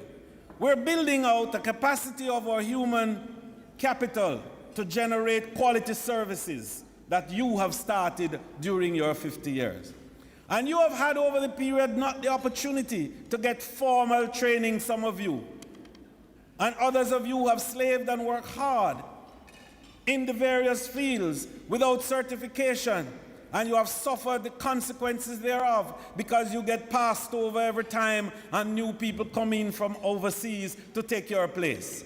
Well, in this new arrangement and the new architecture for tourism, we are training our people, we are certifying them. We have established the Jamaica Center for Tourism Innovation, which is a pathway institution to professionalize the workers of the industry. And already we have provided 450 workers with qualifications from the American Hotel and Lodging Institute and the American Culinary Federation. And what that does is to say that the efforts that you have made over the years to build a workforce in the industry must never be taken for granted, and that the Jamaican worker henceforth must have his rightful place in a professional arrangement and get the recognition and the remuneration that fits his qualification and his abilities. Within that frame, earlier this year in September, we started the first ever program for high school students in hotel management. And so the fifth formers, as we know them, who now would go to sixth form, those 2 years between fifth form and when you graduate, an option is provided for you to get an associate degree in hotel management so that when you leave high school, you can go straight into the hotels and take a strong position as a worker. Not as a contract 3-month worker, but as a full-fledged worker within the industry.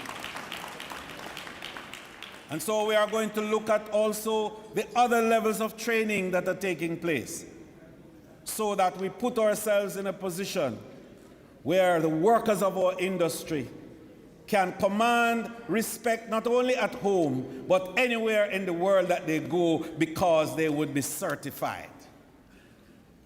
And the final area of that is that we are going to ensure that there is a labor market reformation, because the industry is no longer a seasonal industry where we work for 3 months or 2 months or 6 weeks and then you're gone and we close down. We are now an all year round industry where we are bringing up to 4 and more million people every year, and they are there every day. And so we have to look at those labor reform areas. So the next element of the development is how do we include the small and medium enterprises within the tourism industry to become a critical part of the value chain and also to be greater beneficiaries of the resources of tourism. And so we, Jamaica, little Jamaica, led the world in changing the way we look at small and medium enterprises. And we said to them, there is something called a small and medium tourism enterprise. Because these are the 80% of who constitute tourism in the world. But who only get 20% of the resources of tourism? Something is wrong with that, little Jamaica said to the UNWTO. And they have listened and agreed.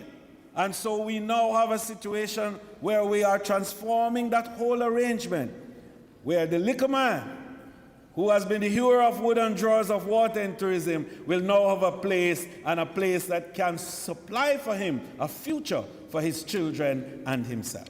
And that's very important. And what did we do in that regard? We established a training program for you, but then we went to provide financing. And we put $1 billion in Exim Bank to be lent to you, the liquor man, at 4.5% per annum for 5 years. And you can borrow $5 million to $25 million to expand your liquor business, to grow your liquor business, and to convert your idea in something of material value that can give you economic returns. And that's another part of that strategy, to create economic empowerment for the small people who are involved in the tourism industry. And finally, I want to say to you that we look at how do we then change the way in which we have been doing tourism.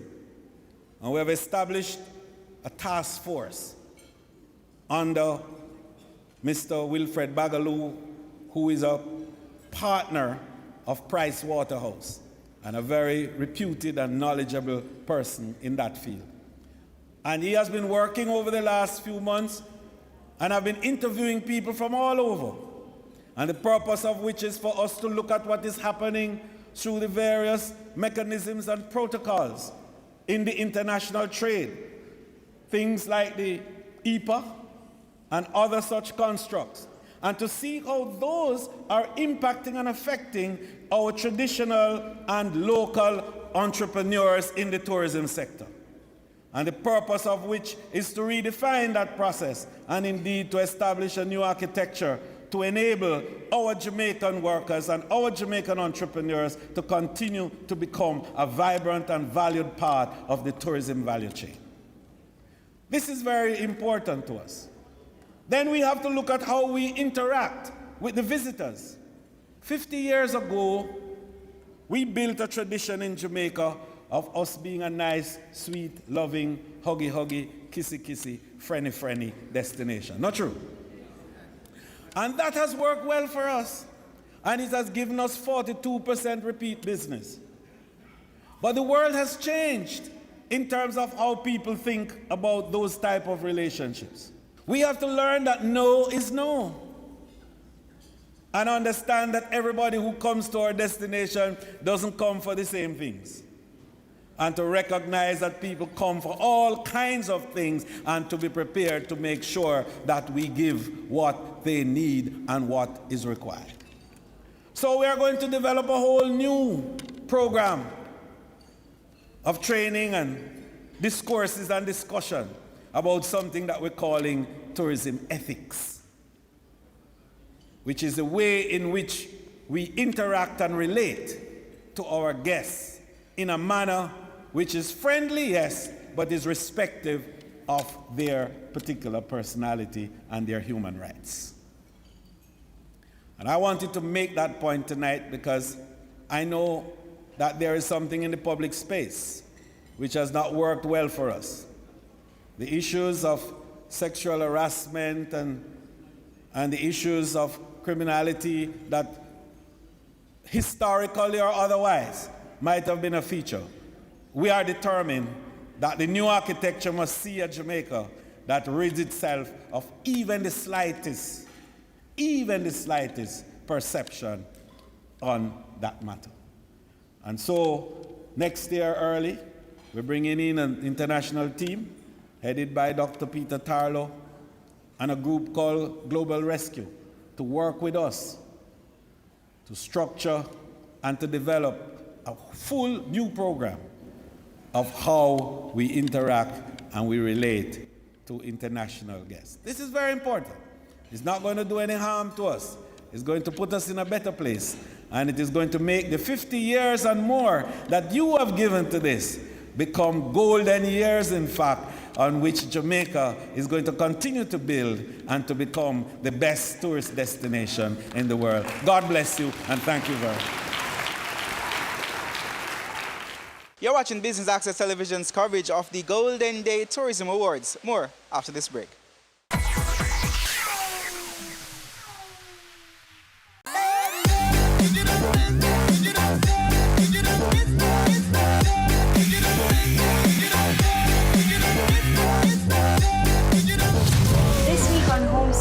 We go around Jamaica to visit a few of our most historical homes, each with their own little story. Our first stop, let's find out.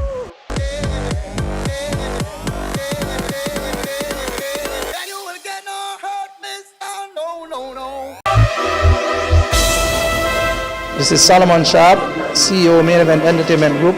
You're watching Business Access TV, serious about business.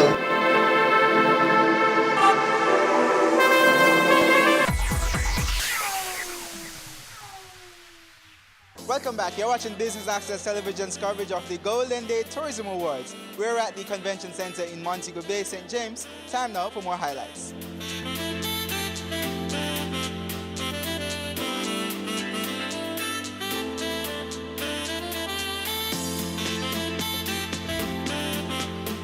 It's now time to move into the awards section of our function today.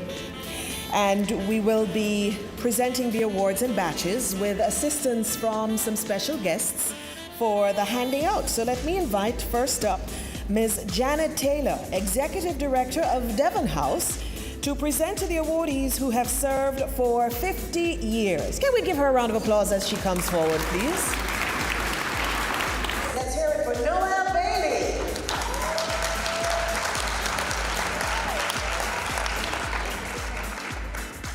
And so let's hear it for our second awardee, artisan, craft trader, Kathleen Johnson.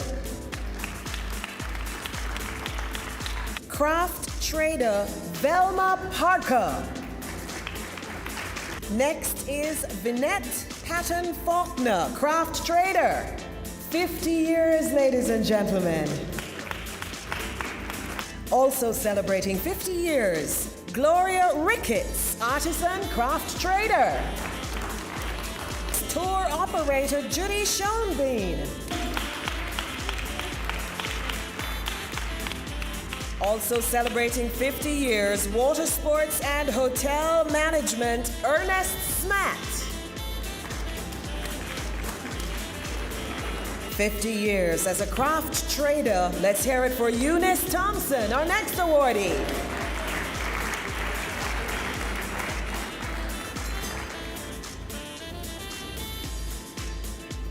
Our next awardee is ground transport operator Ralph Smith.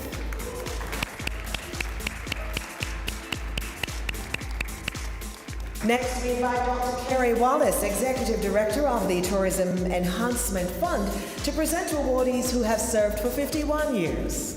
First, in this lot, is Raft Captain Keith Allen.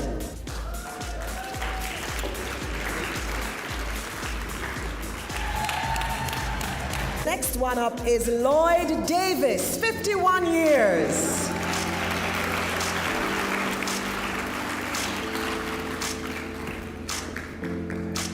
"51 years for tour operator Myrtle Dwyer.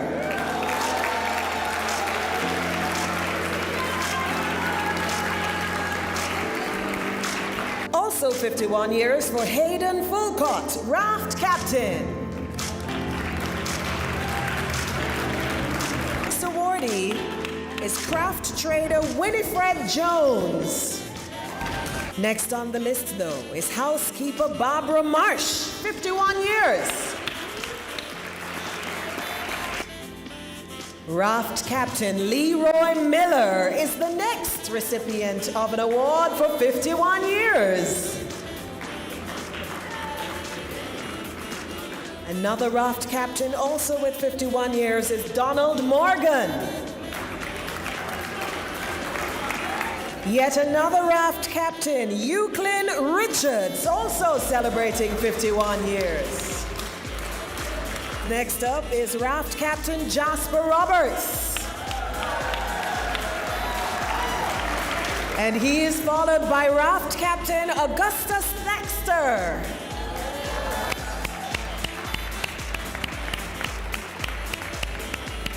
And in this lineup of 51-year serving raft captains, we also have Owen Waugh.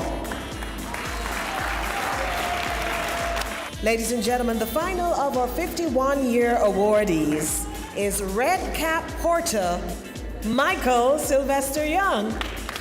Mr. Young. And we're now with Alan Daswani, and he's been in the tourism industry for over 60 years. Over 60 years. First of all, congratulations on being recognized tonight. Thank you very much. How does it make you feel to be among the awardees? Oh, I think it's a great thing. I didn't expect so many people, but there are so many awardees today from all the sectors. But I'm glad that the minister has organized for the Duty Free Association and recognizing the duty-free shopping. So. Tell me a little bit about your tourism journey. It's been 60 years, so you must have seen a lot, and a lot has changed. So talk me through your 60 years in the industry. Okay, originally when I came, I started in the duty-free shops, but mostly my family, way back, has been involved in shopping. And our families that come from all the way back, all the names that ends with A and I, they all come from one sector. All doing mostly the shops business, and that's how we started. And at my young days, when I was born, 8 years later, India was divided into 3 sections. One became Pakistan, the other one was India. Now, during the time when the Pakistan came, I had to migrate. Being a Hindu, I had to leave the country. So finally, I studied in India, went to the school, went one day to college, and that's it. For 1 year, I went to Africa. I was there for a year and a half in West Africa. But being in the trade, as a trader, I came to Jamaica. My cousins were here already. So they told me, hey, you come down to Jamaica. So we started our business. in those years. This was 1959. All right, Alan Naswani, thanks for talking to us, and congratulations. We're ready to move into the next set of presentations, and so we invite Ms. Joy Roberts, Executive Director for JAMVAC, to present to awardees who've served for 52 years. Give her a round of applause, please. For 52 years, Isilda Brighton. Our next awardee for 52 years of service is craft trader Iona Hales Murray.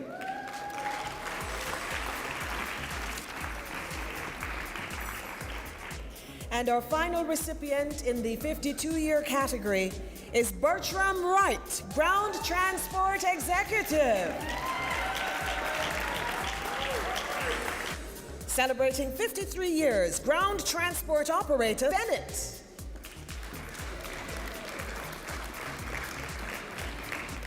Also celebrating 53 years, Craft Trader Myrtle Cargill.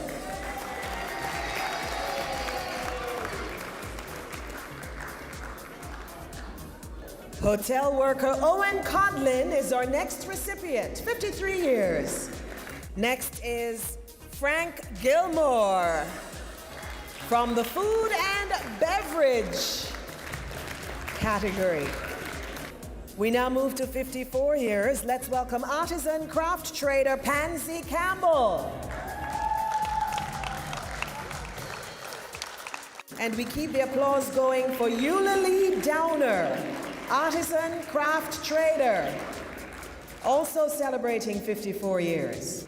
Winifred McFarlane, also celebrating 54 years as an artisan craft trader, ladies and gentlemen. Also celebrating 54 years, let's hear it for Fitzroy Miller, raftsman. With 54 years, raft captain Sidney Reed.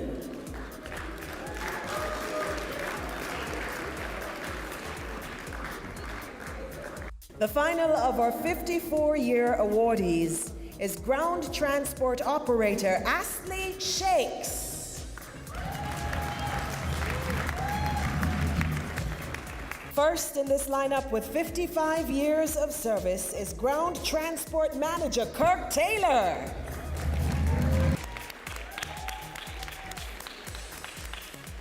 He is followed by, with 56 years of service, Bellman Donovan Anglin. With 57 years of service, we call on raft captain Uriah Samuels.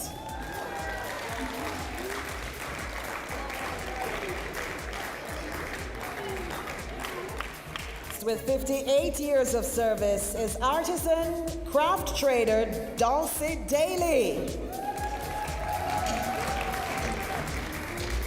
Also with 58 years of service, craft trader Elgita Evans.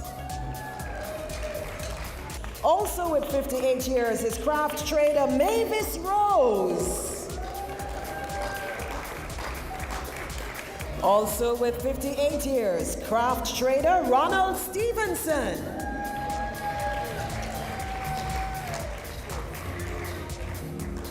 The final of our 58-year awardees is ground transport operator Melvin Williams.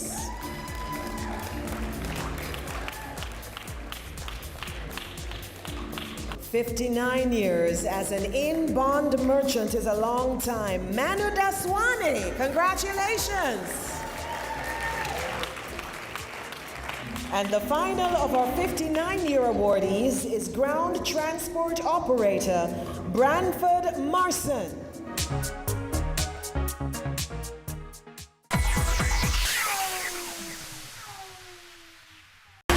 Cameo takes you behind the scenes of Jamaica's exploding creative industries to give you an insider's look at how creatives get the job done. I'm really picky about how we treat our customers. As creative people, We went a little bit over the top. Each week, we interview innovators leading the charge in their industry. The chaos of creativity meets the stricture of structure on Business Access TV's Cameo. This is Solomon Sharp, CEO, Main Event Entertainment Group. You're watching Business Access TV, serious about business.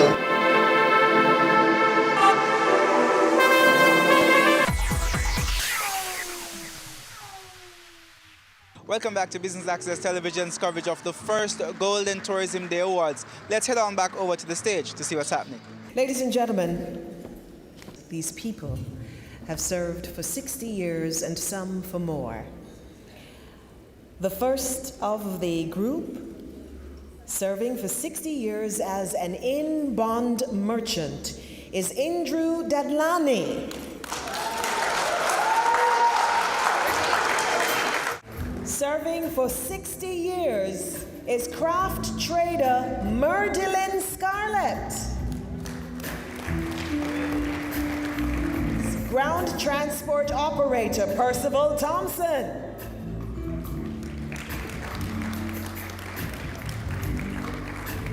Serving for 60 years, ground transport operator Desmond Tomlinson. 60 years, bartender Herbert Teddy Tucker. 60 years, craft trader Aldith McFarlane.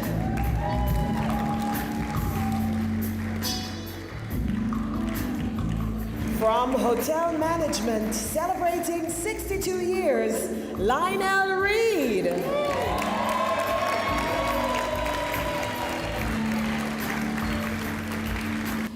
We move from 62 to 65 years. Let's hear it for hotel worker Wordsworth Watson. And when we add 1 year to that, we get the 66 years of service of Elez Glenn.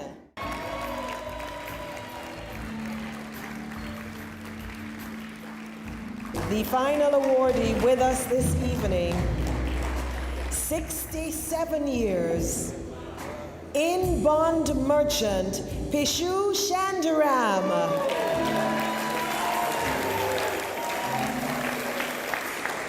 6 years after Jamaica gained its independence, Eunice Thompson joined the tourism industry. That was in 1968.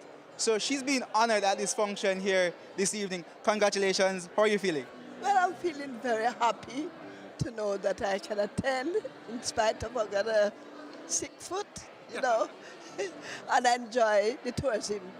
I like my tourism and I enjoy the people them and the, you know, the tourists and everybody, black and white, everybody. You know, I like how you say you like your tourism because I know it's people like you who encourage visitors and to come back and let visitors feel the warmth of the island. Now, talk to me about what it's been like for you in the industry. Well, for me in this industry now, I gain a little money. I send my 10 kids to school, and I still have my business.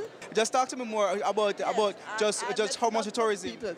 I meet movie stars, I meet doctors, and we correspond and so on in my time. Well, Ms. Eunice, thank you so much for talking with us, and on behalf of the entire Jamaica, I want to say thank you for your contribution to tourism. Donovan White, thanks so much for joining us here on our Business Access TV coverage. Sure. Just sum up your feeling of the night for us. No, this is fantastic. This is exactly what we wanted, what we hoped for. We hoped for a room filled with persons who have worked in industry. We awarded people from 50 years to 67 years. These persons have never been recognized before. They've given their lives to tourism and the industry of tourism. And so for us to be able to reward them in this way and acknowledge their service in this way is phenomenal. And the room was thrilled with just appreciation and gratitude. We've built a tremendous industry, a very successful industry on the backs of a lot of these people. Just talk to me about that legacy. Well, you know what? We don't grow without the work that these people have done. We stand today, you know, getting 4.4 million visitors to come to Jamaica, earning $3 billion US. It's on the backs of the works of these people over the last 60 odd years. And so it is that's part of the reason why we've created Golden Tourism Day. And Golden Tourism Day is really signifying, or really is intended to signify the start of the peak tourism season, where everything becomes in demand within the industry. And it is these persons that have continually given this kind of quality service to the industry over the years, why we can have these kinds of numbers. And so it is very significant and very timely, we believe, in relation to making sure that we don't continue to go and continue to grow and go and continue to do new things without acknowledging the presence and the work of these people over the years. Let's talk about the new things and some of the younger workers now in the industry. Because speaking to these awardees tonight, a lot of them was like, you know, it's just the warmth of the people and the smile and all that, why a lot of people came back to Jamaica. So how do we use the lessons from these individuals to help grow the industry and to help influence the younger people within the industry? Well, you know what, like everything else, you know, time changes everything. And whilst we continue to be an in-demand destination and ranked as the world's best in many spaces, we have to continue to look at how we train our people, how we develop our people, how we develop our industry. We're continuing to grow, but we're also continuing to change. Technology is going to help us with a lot of that. But technology is only a piece of the puzzle, because at the end of the day, we're still in the people business. At the end of the day, it's still about the experiences that our guests and our visitors experience when they come to Jamaica that makes them go away and take the selfie and post it and tag it and make Jamaica go across the world virally. So we understand the world we're in, but we also understand that in the world we're in and that we're operating this industry in, that we have to continue to change and get better as well. Congratulations again to all 57 of our awardees tonight. They range from 50 years of service to 67 years of service. That's phenomenal. I saw some of these ladies and gentlemen going across the stage tonight, and you would never believe the age of which they are today and the number of years they have served this industry. And so I just want to say to them, congratulations again. You've earned this honor, and you will forever be remembered as the first set of tourism workers, 57 of them, that was awarded on Golden Tourism Day, which, by the way, will become an annual event on the 15th of December, if the 15th is a Sunday. And if it's not a Sunday, then the Sunday following the 15th will be that day. And so we want to ensure that people in the industry, owners, operators, stakeholders, understand that this is a day when everybody must come out and support the people on the backs of whom we have climbed to build this industry.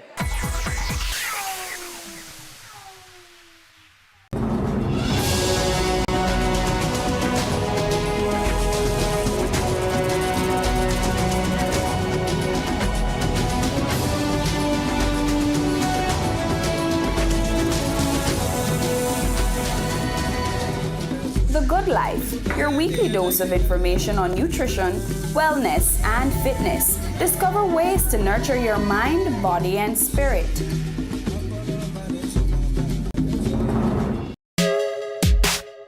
I'm Adam Stewart. This is Business Access TV, serious about business.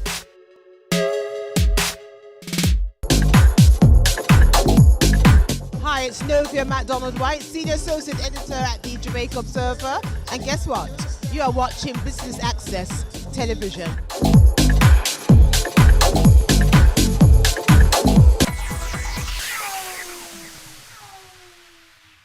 And we're now catching up with Inju Dadlani. He's one of the honorees tonight who has been in the tourism industry for over 50 years. But it goes further than that, because you said your father came here in the 1930s. 1932, and then they opened their business in Kingston, and then he was transferred in 1954 to Montego Bay by the Dadlani family. Right. And he went on his own in 1958 into fully tourism. And from 1958 till today, we never look back. We're always in the tourism. It's a different type of tourism we were in. We were in more souvenirs. We were in in cloth, and today we are in luxury, high value watches and jewelry. So your business has evolved and kept up with the time. As the market changed, your business changed? Well, the market has changed. You have Amazon, you have A lot of competition in the US. Luxury, the millennials are not so luxury love. They will spend $3,000 on an iPhone versus $3,000 a piece of jewelry. I know, but we are adjusting. You know, we then have to pick it up in volume. We thank God that we have a dynamic minister pushing tourism to nearly 5 million tourists. Being among the awardees here tonight, what does it mean to you? It's an honor and a privilege. All right, Mr. Dadlani, thank you so much. Congratulations to you and to your family, because it's a family tradition. My pleasure. Tourism Minister Edmund Bartlett joins us now. Mr. Minister Bartlett, welcome to BATV's coverage. Thank you very much. The first Golden Tourism Day Awards, just some of your feelings on me right now. Well, first of all, when I had the idea of making the 15th, 16th of December the Golden Day and to inaugurate this Golden Award, I thought that we over time had celebrated this as the start of the winter season. And we no longer have winter season, summer season. We now have all year round tourism. But in the psyche of the Jamaican people, it's still the 15th of December or the 16th of December. And so we decided to do just that. Yes, make this date still be a critical part of the tourism calendar, but in fact for a different purpose, for the purpose of honoring those on whose back we stand in this great industry today. The growth that we have had over the last 50 years has been phenomenal. No industry in Jamaica has grown consistently the way tourism has, and with the future and potential for even more growth. For example, early next year, we're going to be breaking ground for 6,000 more rooms. We're talking about bringing new products in, casino gaming with its attendant value added of entertainment and shopping and sports and maritime activities. Now, all of this is going to create a new demographic into the destination. And then to build up air connectivity with new markets, with the LATAM coming from Peru. For this winter season, for example, it's 11 new gateways that we've opened with 125,000 new seats coming in for this winter. So what we're saying is that to pause and reflect on what we've been and the journey, and then to refresh ourselves as we create a new vista for the next 50 years. One last word of congratulations to the awardees tonight. Yes, I want to thank them. 3,025 years of accumulative work and contribution to this industry. We wonder what tourism might have been had these people not done what they did. And so words are not enough to convey our feelings about them and our love and appreciation for them. I just want to say to them, God bless you all, and thank you so much for your contribution.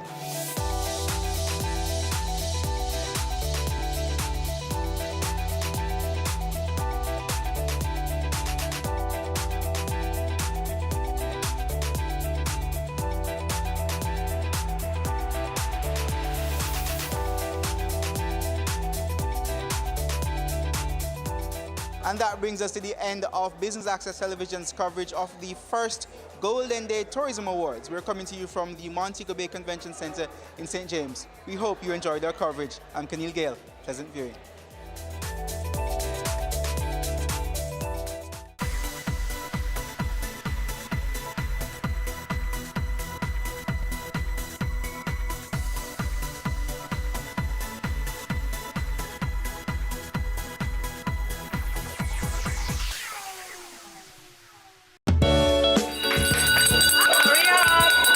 Creating change, building a future, caring hands, giving back, touching hearts, and shaping lives. Impacting our world for the better.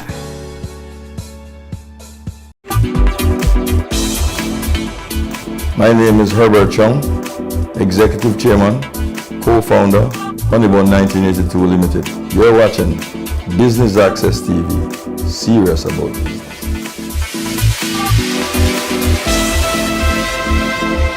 On point. Point is brought to you by Dargin Global.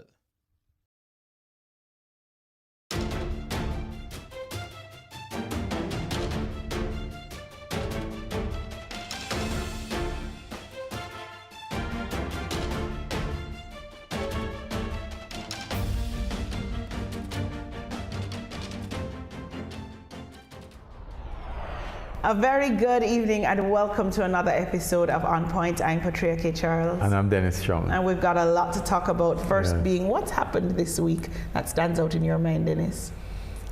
The thing for me is the whole coronavirus thing. I mean, we're talking later about the gas station fire, but the coronavirus and how it has taken over, because it's not just that it's not a pandemic, but it shows, for me, that global disruption in the economies can be caused by just a little flu, like symptom, you know. And it also shows, as someone said to me today, that we see the real power of China, because a little flu happened in China, the whole place locked down, and there's no manufacturing for the world, no products for the world. I don't know if I told you about there's a group of women who were talking about, sourcing wedding dresses out of China.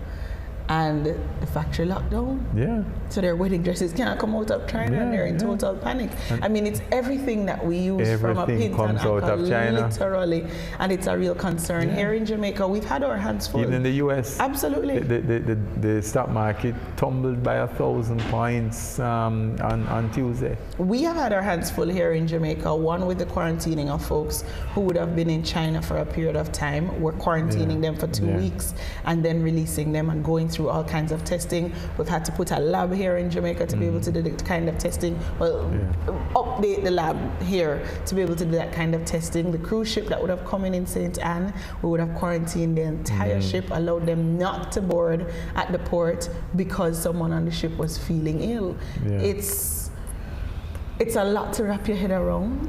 And when you think about the safety of a nation and just how one person can actually affect us. And the safety of an industry, because tourism will be hugely affected. I know what we're doing now, but my mind goes to the fact that if someone's on a flight suspected of being infected with the coronavirus and we quarantine that one person for 14 days. Quarantine the flight. Wouldn't they have already infected the other 200 people on the plane? You have to quarantine the flight. I mean, these are real things to think about. The expense of Corona, the potential expense of Corona, the potential impact of Corona, because what's happening now is we're quarantining that one person who was in China and sending the other 200 people who may have been infected home to infect another 200. What they have to do, just like the US did with the people who were on that ship, the ship that had the infection, they carried the people home and quarantined them for another 14 days. And that's just the sort of drastic action you have to take. Italy's on shutdown. Wow. Wow. Yeah. It's amazing. They say it's a global pandemic now. It's happening that way. Boy, I'm afraid of a couple of things. I'm afraid of water and what water can do. I'm afraid of fire and what fire can do. And I recognize their powerlessness to some illnesses that are out there. And this is absolutely one of them. But we're not focusing on the corona for the show, folks. We are focusing on two very different things. One being the fire at the Heavens Fresco in Mandeville. And the second thing we're looking at, it is Reggae Month. Why not look at the business of reggae music? But first, let's take a look back at some of the top business stories of the week. At number 5, despite the massive blaze at its Mandeville service station last week, future energy source company Fesco says it still plans to go ahead with sales of shares to the public via an initial public offering IPO. However, Fesco says there will have to be a new date for the IPO. The company says NCB Capital Markets Limited remains its advisor. The IPO was initially planned for the fourth quarter of 2020. At number 4, sales of Dettol and Lysol products have surged as the spread of the coronavirus outbreak continues. The disinfectant is seen as providing protection against the spread of the disease, although its effectiveness has not yet been scientifically proven. In China, demand for Dettol branded hand gels is outstripping supply. At number 3, U.S. and European markets slumped into correction territory on Thursday as selling pressure driven by the spread of the coronavirus produced the worst week for American stocks since the depths of the financial crisis in October 2008. The S&P 500 fell 2.4% in early trading in New York, bringing its decline since an intraday peak last week to more than 10%. The Stoxx 600 index of European shares dropped 4% to lodge a similar decline for the week. European markets are set for their worst week since the Eurozone sovereign debt crisis in 2011. Since its January peak, the FTSE Old World Index has shed about $5 trillion in value. At number 2, Jamaican authorities blocked a cruise ship carrying 4,500 passengers and more than 1,600 crew members from calling at Ocheria St. Anne earlier this week. According to the Health Ministry, the ship was denied docking after port health officials discovered that a crew member was in isolation on board. The health authorities said the crew member had a cough, fever, and associated muscle pains with a travel history to a country of interest relating to the coronavirus. At number 1, the Planning Institute of Jamaica, PIOJ, says the Jamaican economy grew by 0.1% for the October to December quarter of 2019. Meanwhile, PIOJ Director General Dr. Wayne Henry says the outbreak of the coronavirus could potentially impact the local economy. This, he said, would largely be due to travel restrictions implemented to stem the spread of the virus, as well as the impact of the slowdown in the Chinese economy on global trade and investment flows. Up next, occupational safety for gas station workers, right here on Point.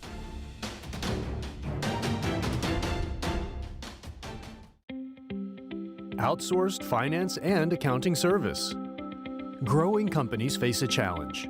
For you to stay focused on building your business, you need solid financial management with a dependable accounting function, a resource you may not have in-house. That's where we come in. Dodgen Global provides startups and other businesses with outsourced accounting and finance solutions on a fixed fee basis. No matter what your size or fundraising status, we can tailor our services to fit your needs at every stage of your company's life cycle. Whether you want to add expertise to your existing team or completely outsource your accounting and finance functions, we offer reliable and economical options, including accounting system installations and upgrades, from simple to complex, help establishing preferred banking, legal, payroll, benefits, and HR relationships, paperless online bill payment and bookkeeping, financial reporting and advice for management and investors, financial statement audit management, sales tax compliance. Our team can help you make smarter, more effective decisions. Let's have a conversation. Contact us at email info@dodgen.global. Website https://dodgen.global.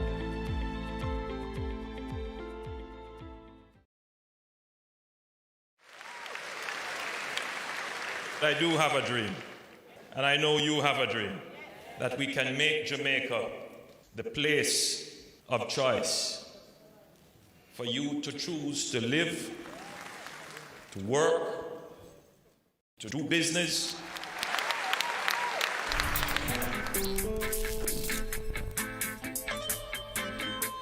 We are going for the Jamaica we want.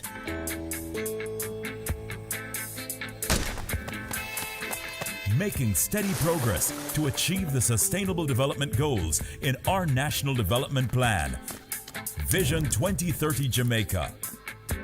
We have teamed up with valued partners, working through strong institutions to reduce inequalities in our society. We commit to being responsible in our production and consumption, ensuring we build sustainable communities in harmony with nature. Jamaica is making significant strides in providing quality, lifelong education for all, enabling our people to be engaged in decent work to drive economic growth, equipping men and women with the skills to build resilient infrastructure, promote sustainable industry, foster innovation, and utilize new technologies.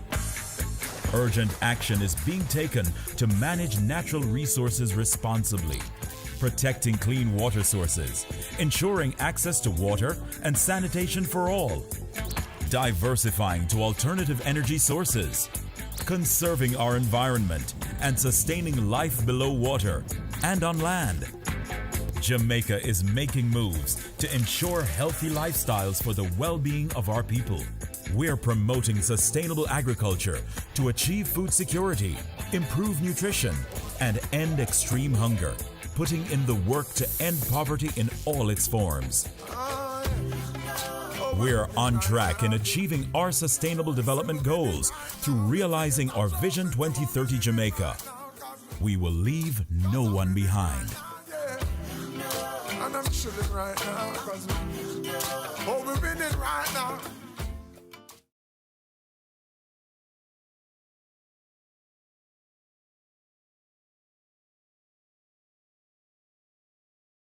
Your business matters. Business Access TV offers you the most innovative and effective advertising solution for your business, specializing in B2B sales, cost-effective solutions, the customers you want, the repetition you need. No matter the size and nature of your company, your business matters. Call us at 876-291-6233 or 876-376-4225. Email sales@batvja.com.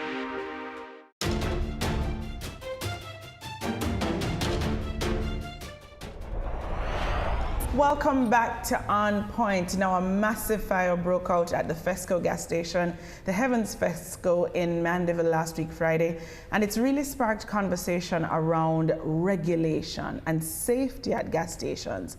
Well, here's a look at what we know so far. A usually busy Friday evening at Heavens Fesco gas station in Mandeville turned deadly on Friday, February 21. Reports are that there was a leak at one of the petrol pumps at the station. As observed in this video, there was fuel gushing as a man tried to stop the leak. But just moments later,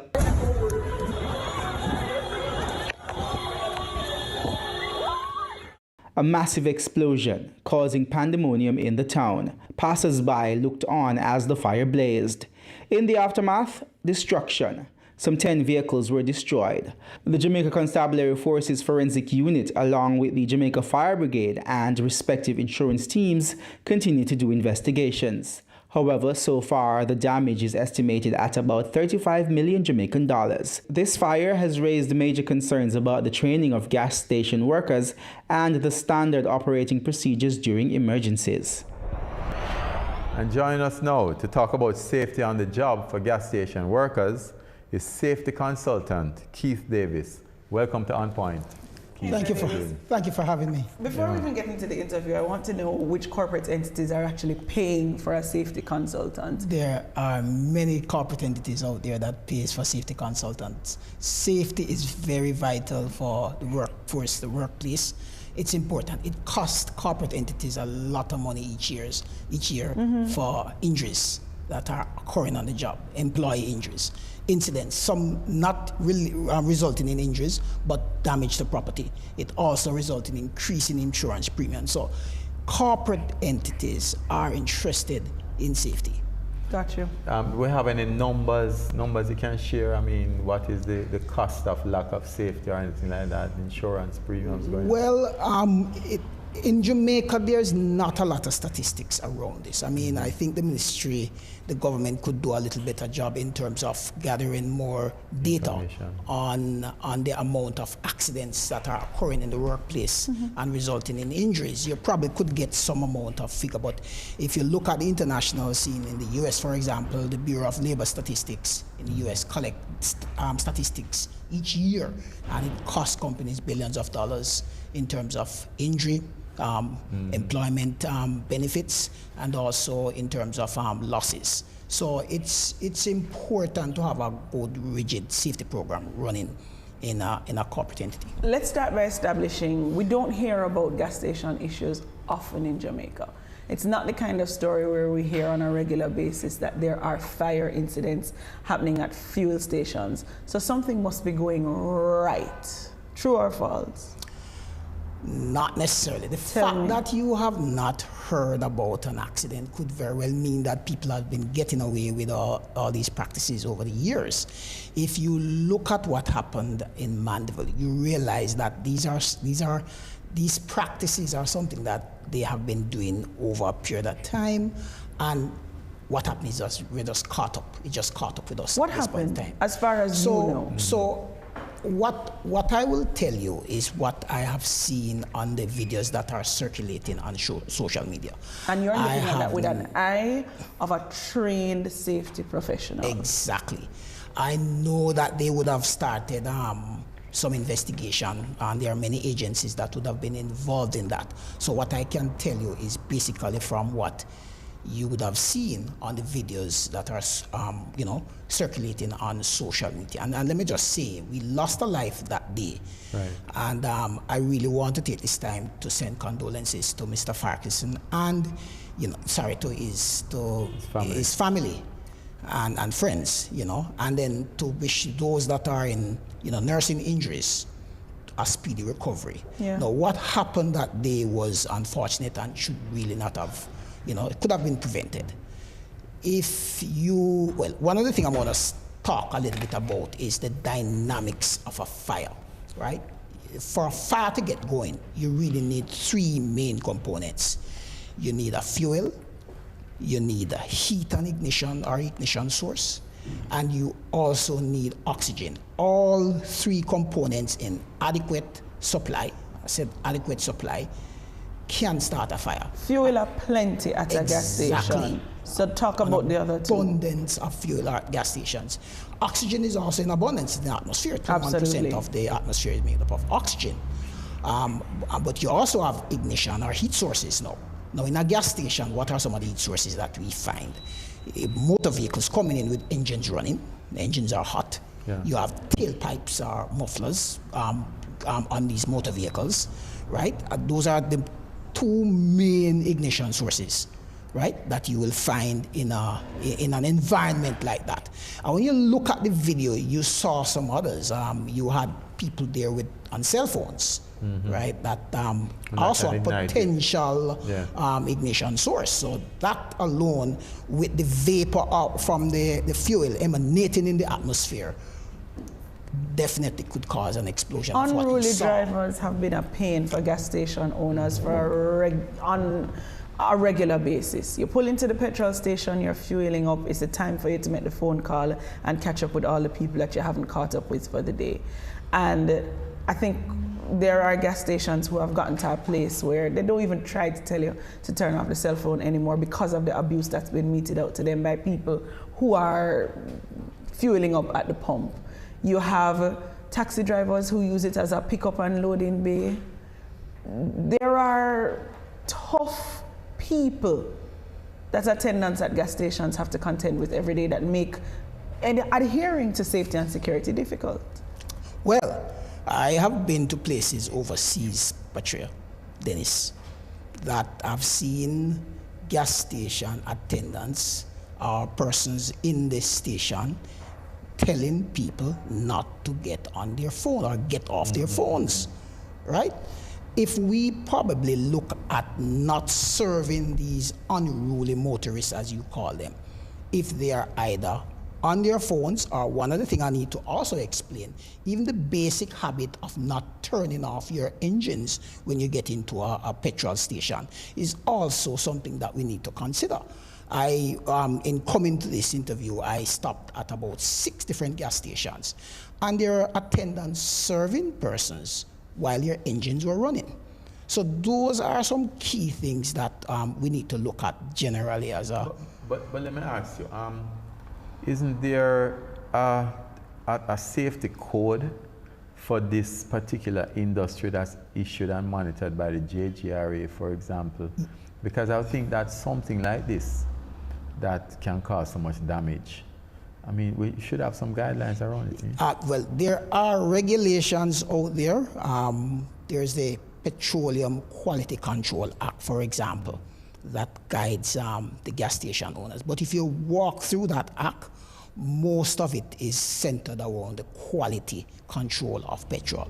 So we want to make sure that the petrol is of a good quality for your car engine. it governs that a lot. The Pumps whole are inspected, though, the actual physical pumps. Yes, Each they of are, them and that is inspected also on a regular governed basis. under that act as well. In terms of, they have some amount of safety aspect to it, but the rigid safety program that you're expecting from the gas station owners, I mean, the act that we are expecting to do something like that is the Jamaica Occupational Safety and Health Act, and that is still yet to be passed. That would have had regulations to guide and govern how gas station owners operate, how the staff operate, and so on. One other thing I picked up from the video, for example, was what was happening when the fuel, what the staff were doing when the fuel was flowing out on the ground. And it brings into question the whole issue of training. Now, training, I mean, is a broad issue because the gas station owners may say, yes, we are administering training, but how often are we doing training?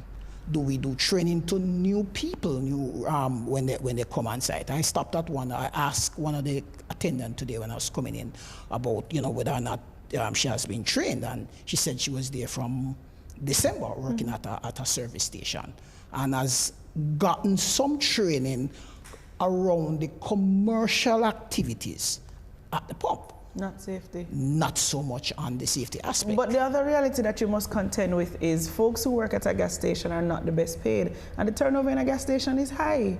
So how do you keep up with the kind of robust, rigorous training that is required that can't happen in a 1 week or a 2 weeks if your turnover is high?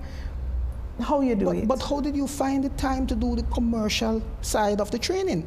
Now, you see where the priority lies. Yes. The priority is on the commercial side. The money I earning. need to make sure that when you're dispensing the fuel, you don't over-dispense. That's where the priority lies. Yes. But how about the But there are controls. I mean, I know pumps should have controls. Yes. That when the fuel get up to a certain point, it stop. Right. And cut off, which means that it would mean in a situation like that, maybe it wasn't working, eh? Well, in that instance, you're talking about the nozzle that you place into the tank. Right. When it gets to a certain point, it shuts Yes. off. But there are also emergency switches that should be in place at the gas stations. The videos that I've seen did not show clearly whether the leak was coming from the nozzle or the pump or itself.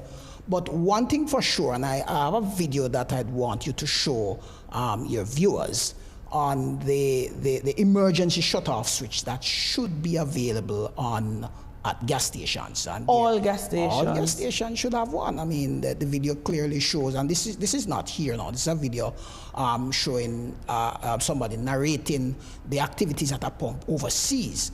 But it shows clearly that you should have an emergency shut-off switch labeled, right? And it is placed somewhere nearby, and all the staffs are trained how to operate it.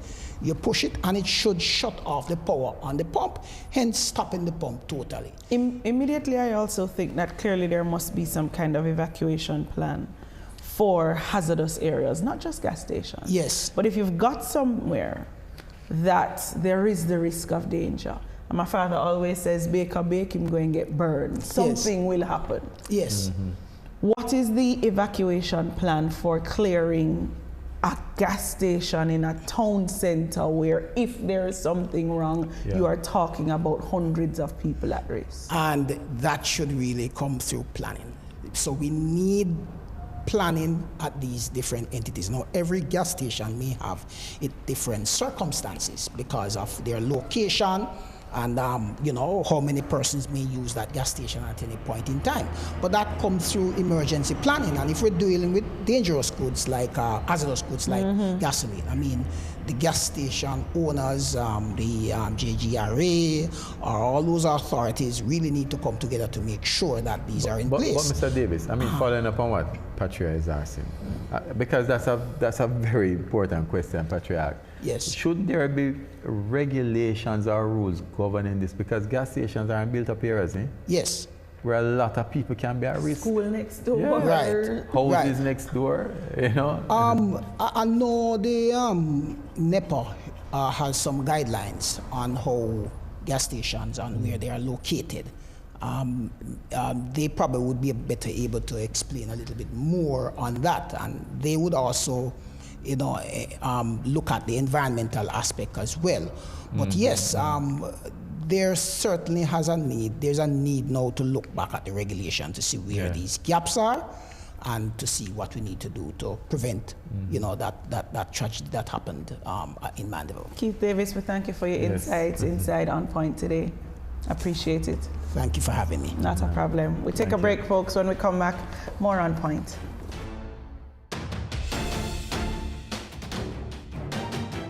Dodgen Global offers a CPA scholarship program to team members who join our team. A career in accountancy at Dodgen Global is a great choice and can offer you excellent job prospects. We believe that an accounting education is the greatest gift you can give yourself or anyone else. Few gifts make as significant an impact as the gift of an accountancy education with a job. It's a contribution that lasts a lifetime in the form of learning, opportunity, and success. Join our team and get the opportunity to be part of our CPA scholarship program. This scholarships awards program will be administered by the HR department of Dodgen Global. Requirement: first degree in accounting. Employed at Dodgen Global. Willing to pursue the CPA examination. Here's how to apply. Submit application to Staff Accountant, Dodgen Global. Email sa@dodgen.com.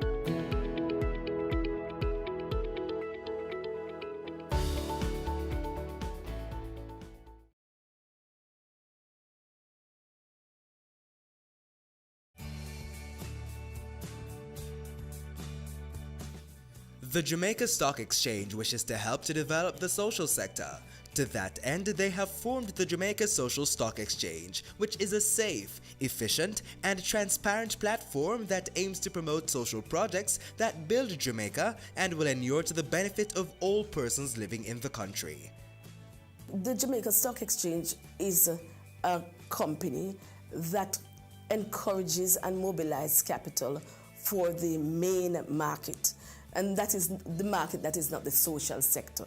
Now, the Jamaica Social Stock Exchange is really geared towards the social sector to help to solve social problems in the field of health, education, about children, environment. Those are some of the things that we consider social problems. And so it is to mobilize the capital, allow persons who have a desire to invest in a social good, to invest in the social stock exchange. It is designed in two parts. In phase one, where we look at social investment, and phase two, where we look at social impact investment. Now, in phase one, really what we are saying is it is donation. An organization will have a social issue and design it into a project or a program and invite Jamaicans or persons within the diaspora or the entire world to fund this program. Now in phase two, you're going to get a return on investment which is not social. You will be getting shares, natural shares, as you would get if you invested in the Jamaica Stock Exchange. And what you'll get is a return on capital, which is possibly dividend or an appreciation in that share. The Jamaica Social Stock Exchange does more than ask for the funding of these programs, but goes beyond that in terms of monitoring, ensuring that these programs are meeting the targets and the reason for them to have asked for funding in the first place. When we look at this new sector, it is important because holistically, if you do not look on the social sector, you do not improve the other sectors. We want to encourage all businesses in Jamaica to have a corporate social responsibility because it is good for encouraging and the growth and development of businesses.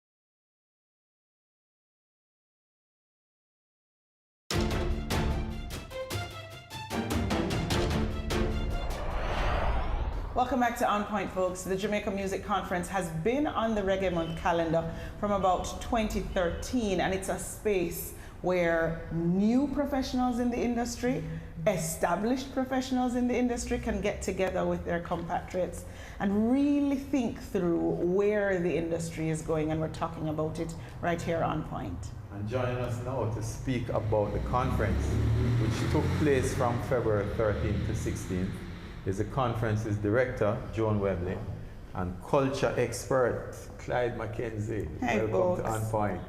Thank you very much for having us. You give him about 10. Oh, geez. Let's talk a little bit about the conference and what the objectives are. Why is this an important part of the February discussion?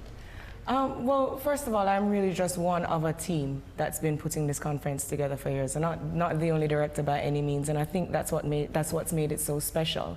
The conference is really designed to focus on, as it says, the music business. Those kinds of extra elements needed to make sure that the raw talent that is here can be refined and really be supported to be the bigger international success that's possible. Mm-hmm. So the Jamaica Music Conference, what we've been able to kind of cultivate over the few years is, as you rightly mentioned, a safe space for information exchange. So you have industry experts as artists as well as the business side coming together and connecting in a really level platform and with a really open, wanting to connect, wanting to share way that persons are saying they haven't experienced quite like that before. I want to hear a little bit more about that, because in truth, everybody in that room is technically a competitor.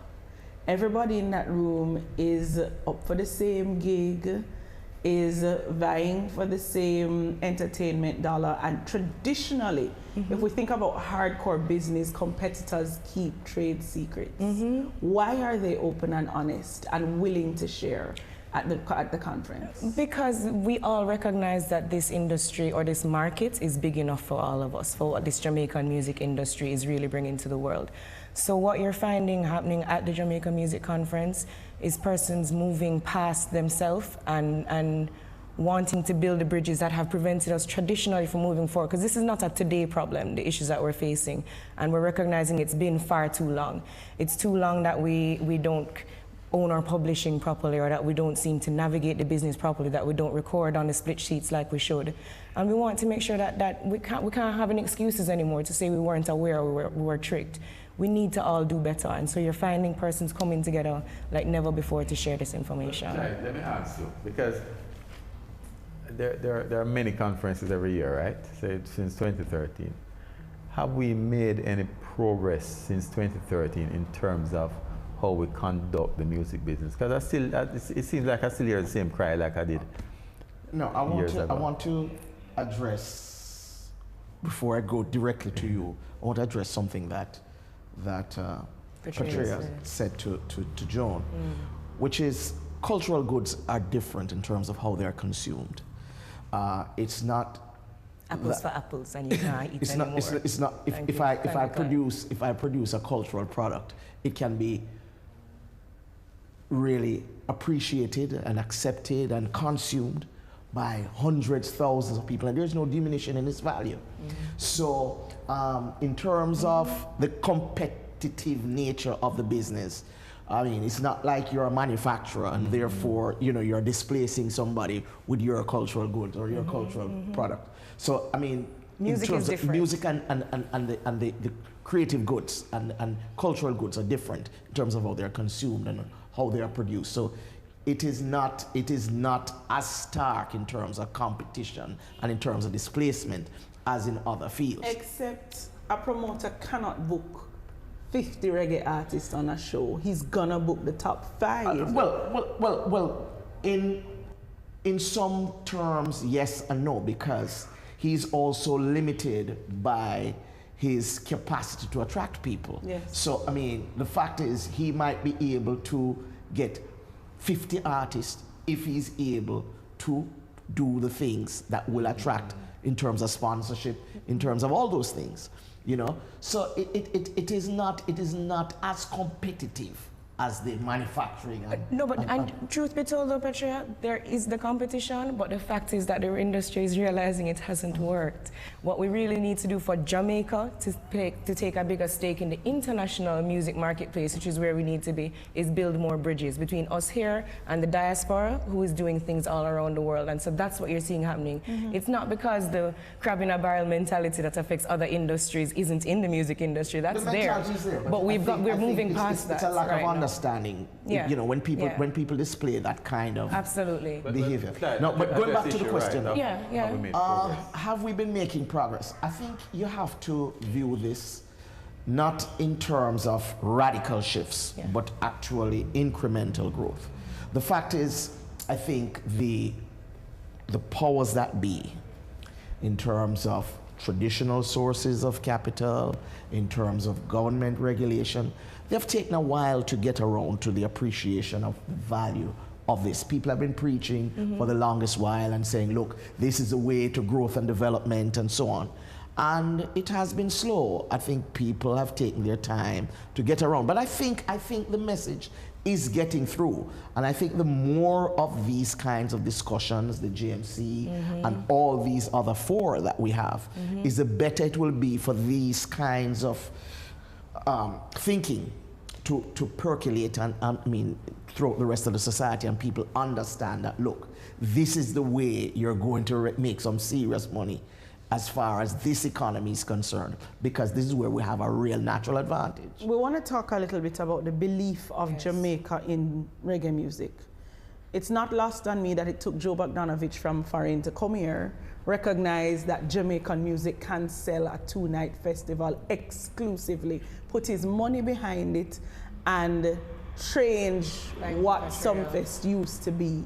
It's not headline or the greatest reggae show on earth, headlined by the greatest foreign acts on earth anymore. And the numbers haven't changed. Why did it take a foreigner to recognize that we can do it? Sometimes they're better at seeing what we have than we are.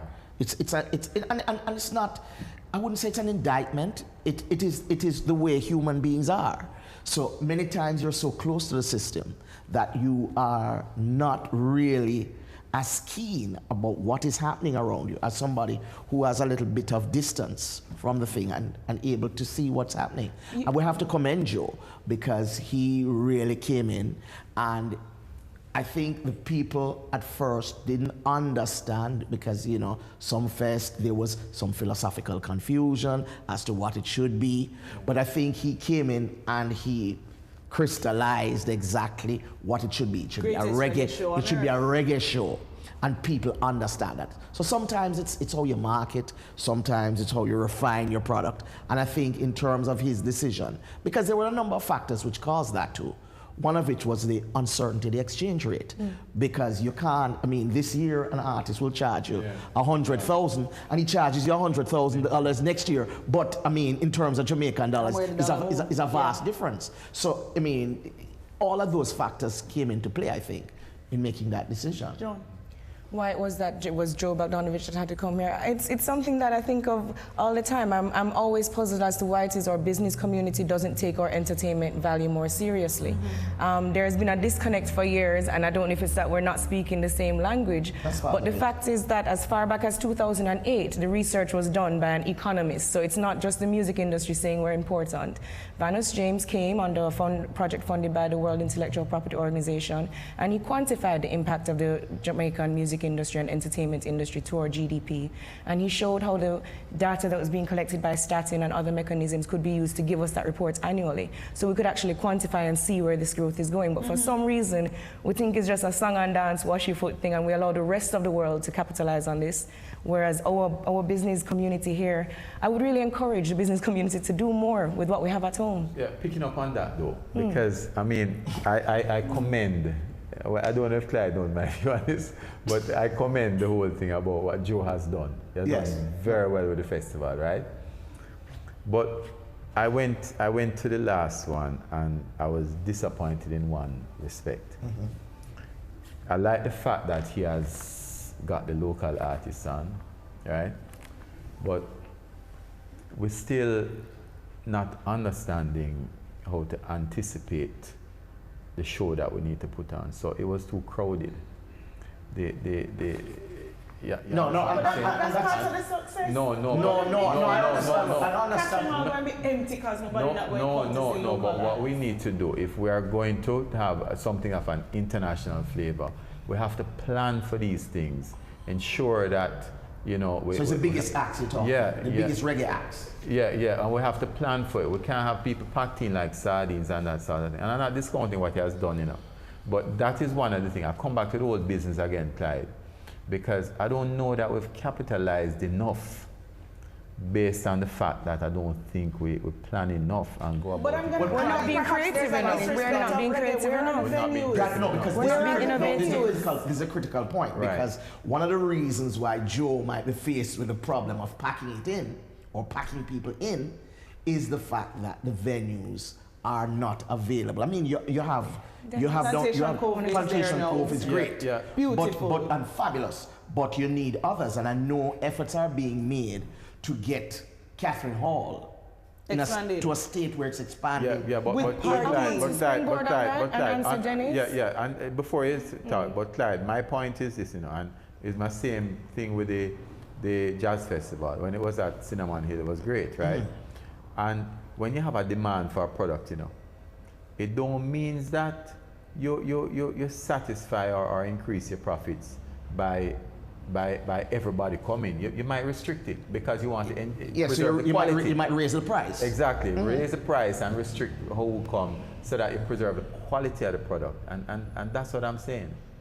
You understand? Yeah, well, part of that is also... Don't forget your point, John. Part of that is going to be due to, you know, the whole question of staging festivals instead of staging shows too. Right. Because one of the things is that we have been hooked on putting on concerts rather than making sure that you take as much from the visitors who come here with all the various activities in terms of symposium, and all of that. Festivals. And stage festivals. Right. Rebel is getting that right. That's where you need to be going. He's grown, moved the venue, 2-day concert. It used to be a one event.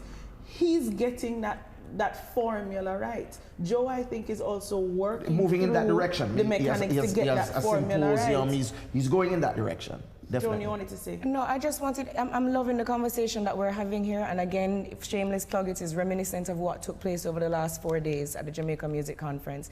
You mentioned progress and what is happening. The whole theme was Reggae Mecca Jamaica Vision 2020. And it's a play on the Vision 2030 plan. We recognize we're 10 years out. And so the industry got together. We actually assembled a think tank. Clyde was a part of that. Danny Pepperseed from the UK was a part of that. Cleveland Steely, Abishai Hoylett from Bebel Rock. So quite a diverse representation of the industry. And what we've actually come up with are concrete recommendations for what we see as needing to happen over the next 10 years. And that think tank actually have asked not to be disbanded. So we're going to be monitoring what we're recommending over these next 10 years because, as Clyde has rightly said, it's not a magic trick, it's not an abracadabra situation. It's intentional conversation that's going to allow us to implement the great plans that we have. What needs to change? You know, as I just said, what actually needs for the recommendations? Well, I'm happy that you asked. One of the main things is to put in place those structures that need to actually make Jamaica become a cultural refinery, not just a place where the raw material is. So publishing warehouse or framework, something that could even be an IPO listing so the nation gets to be involved in helping to cultivate and push the new talent forward. Yes. Enacting the uplift. And then starting at the base. Yeah, we're always starting at the primary base. producers. Speaking of primary schools, starting at the base, we have an educational plan, putting music in schools in a more meaningful way that has actually been developed but not enacted. Yes. So the think tank is saying these are the things that if you want to become a cultural superhouse, you have to be operating through that lens at all times. You know, really preparing your stakeholders to be an active part in this. And this year at JMC, Wisinco came on board, KFC came on board, Corporate Jamaica came on board like never before. Solid Agency joined with us for the first time.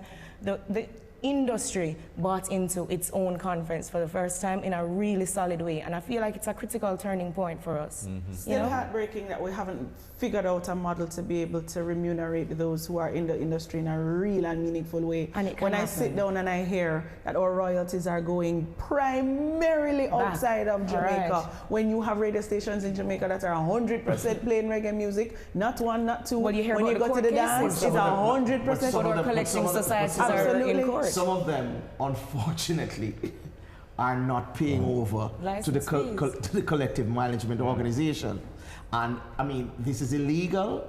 And I mean, I don't want to say too much about it because it's in court. It's literally in court. But the fact is, what Joan is saying about ensuring that we add value at the various stages of the value chain is what is important. So, for example, I always tell people, I say, you have management.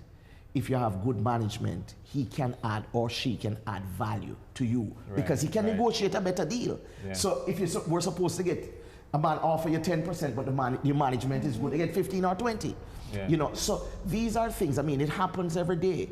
And what we have to do, I mean, education, training is a critical part. Preservation, innovation, because a lot of times we don't know the value of preservation. So museums, halls of fame, all of these things are attractions that generate revenue. We need to be looking at award show. We need to be looking at those. Absolutely. How do we make money from those?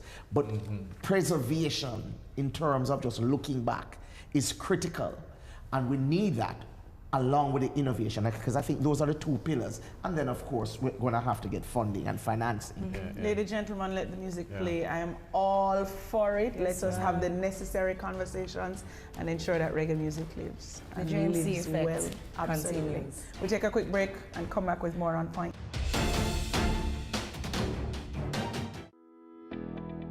Accounting services. Providing financial information to our clients in a timely and accurate manner is a commitment that we feel cannot be compromised. Meaningful, well-organized financial records ensure that your business operations will run more effectively on a daily basis. Dodgen Global provides a full range of cost-effective accounting services, including the following: general ledger and financial statement preparation, bookkeeping, monthly, quarterly, annually. Accounting system set up for new businesses, compilation of financial statements, audits and reviews.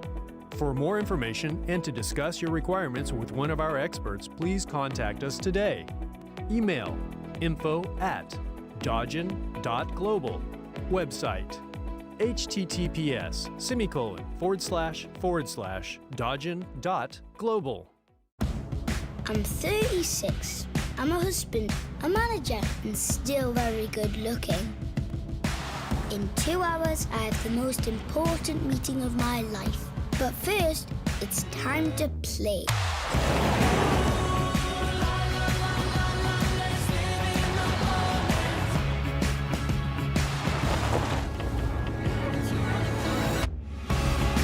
The new Suzuki Vitara. Hi, it's Novia MacDonald White, Senior Associate Editor at the Jamaica Observer. And guess what?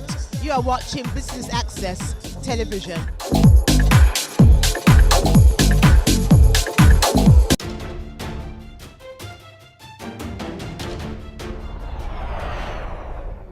Welcome back to On Point. The global cultural and creative industry is worth billions, and it's expected to grow. Just how much? Here are the numbers.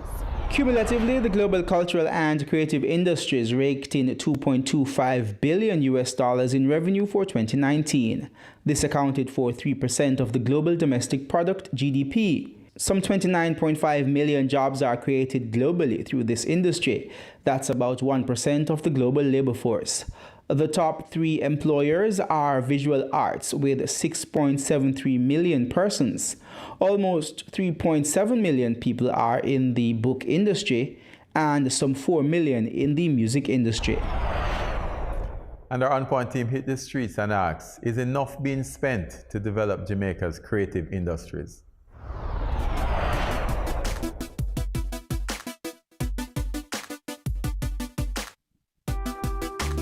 The interest is there for people, but I don't know if the money is being spent.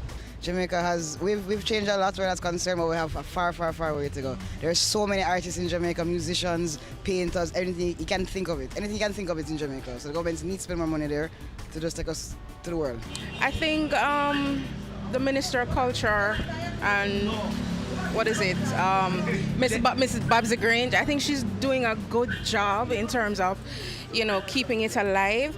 But I think they need to do more, especially with dancehall, because it's going. I think our dancehall is dying, especially with the reggaeton and the Afrobeat and all of that. We need to do more. No, I don't think the government is actually spending enough money on our creative industries, and education is not all for everyone out there, because here what? Not everyone is book smart, and these things are skills that person can go into and use up their craft. And it's also putting us on the international market, so why not put it out there? Why not invest in it? It's our youths we're talking about, and they're our future. I do personally believe that the government could spend more on the cultural and creative industries. Jamaica has a wealth of talent running through its veins, and the government isn't doing enough to capitalize on the talent that lies within us that could be manifested on the international stage. Come on already. I think it's just enough. I think it can be a little better, but enough is the right word right now. No, I think the government really needs to invest more in our cultural aspect. It doesn't matter what aspect of the culture they want to do, whether it's gospel or reggae, they definitely need to put some more into it. I don't think the government is spending enough to educate our people upon our culture. They are spending more based on importing and taxation and stuff like that.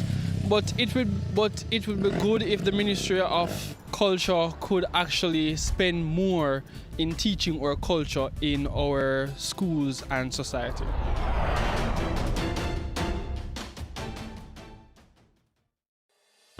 Cash flow and budgeting analysis.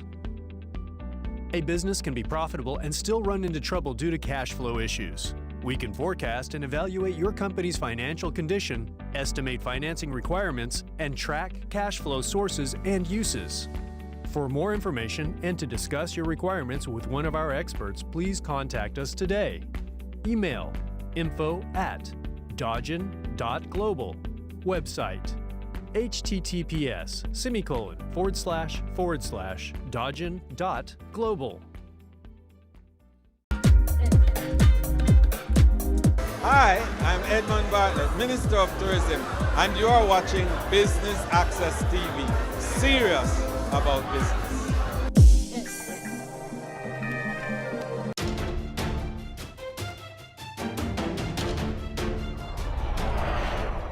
What a discussion. Yeah, two very good discussions. I mean, the first one on the safety.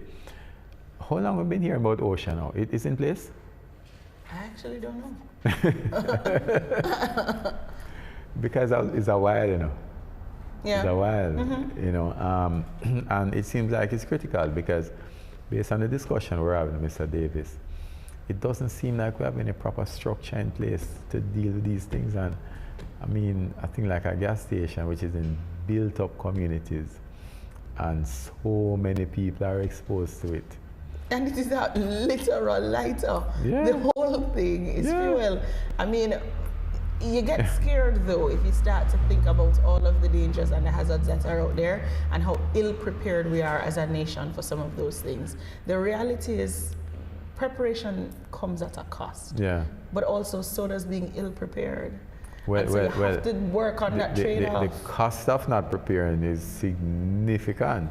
So, you know, I think it's something we have to deal with. I mean, we definitely have to deal with it. I'd ask the JGRA to take that up, you know, and ensure that they deal with it as an umbrella organization. I know the owners of the gas station, they're absolutely heartbroken about what's happened. Yes. And it is one of those institutions that has been a part of Mandeville for a very long time. It's not just the gas station, there are other businesses that are associated with it. So you think about life and life lost, but you also think about income and income lost, and you think about what could have been. I mean, the reality of that gas station is the reality of many other gas stations. That's a whole ecosystem unto itself. And the safety of the people not only work there, but the people who visit there on a regular basis to transact business. It's a lot to think about, but it's a lot that must be prepared for as best you can. Yeah. And then there's this other discussion that we had about the creative industries. Absolutely. I could never understand why the greatest reggae show on earth was headlined by American acts year after year after year after year. Which is one of the things I didn't like about it. Uh-huh. Yeah, I didn't like that about it because it sort of diluted the reggae acts. And I think this is why Rebel Salute came on so strong, because it was the real, people used to say this is an authentic.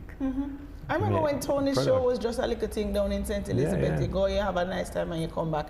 And then he totally outgrew that space. It was a one-night festival, and then he had to move it to St. Anna. And I actually have to big up the folks at Plantation Cove, because they clearly see a bigger vision, a bigger picture. I can't think of any other space in the country right now that can hold that kind of capacity. And it's a shame, because if this is our thing, I go to every Caribbean island and I hear reggae music. And they're owning it and claiming it as if it's their own, including non-English speaking Caribbean countries. If this is the home of reggae, we must put in the infrastructure to be able to own that in a big way and monetize it. Yeah, and we haven't done that. And I mean, and not only this space, but we start something and we don't build on the quality. So the one that comes to mind, for example, for me is Jazz Festival. When it was at Cinnamon Hill, it was great. It was like a festival. You went there, you relaxed. And And then it became too commercialized. So what they were all about after a while is all about packing people into an area. And it's really short-sightedness. That is what I think like Rebel Salute has. You know, Tony, I think, has approached it in a very business-like, sustainable manner. And I want to see the same thing happen with Sumfest. So Sumfest now, the last time as I went, I said it was too packed. You know, that might be an oversight because it wasn't expected, but let's work on that for I'll put one more thing year. on the table as we wrap.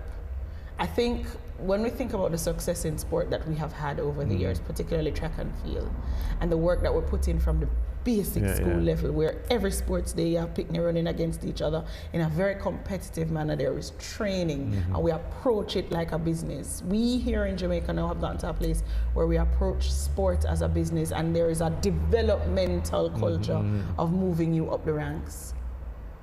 Music is what takes a lot of poor people out of poverty.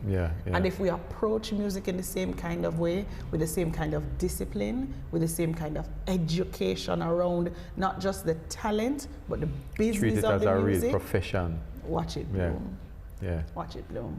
That's where we're going to have to wrap it today, folks. I've got to say a big thank you to everybody who made the show possible today and every other day.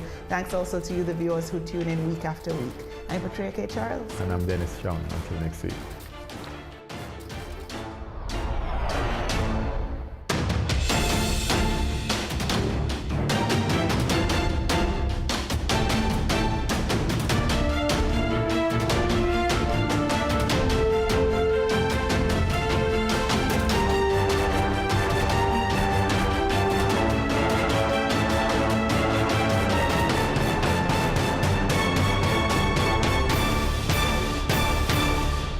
On Point was brought to you by Dodge & Global. Cameo takes you behind the scenes of Jamaica's exploding creative industries to give you an insider's look at how creatives get the job done. I'm really picky about how we treat our customers. As creative people, we went a little bit over the top.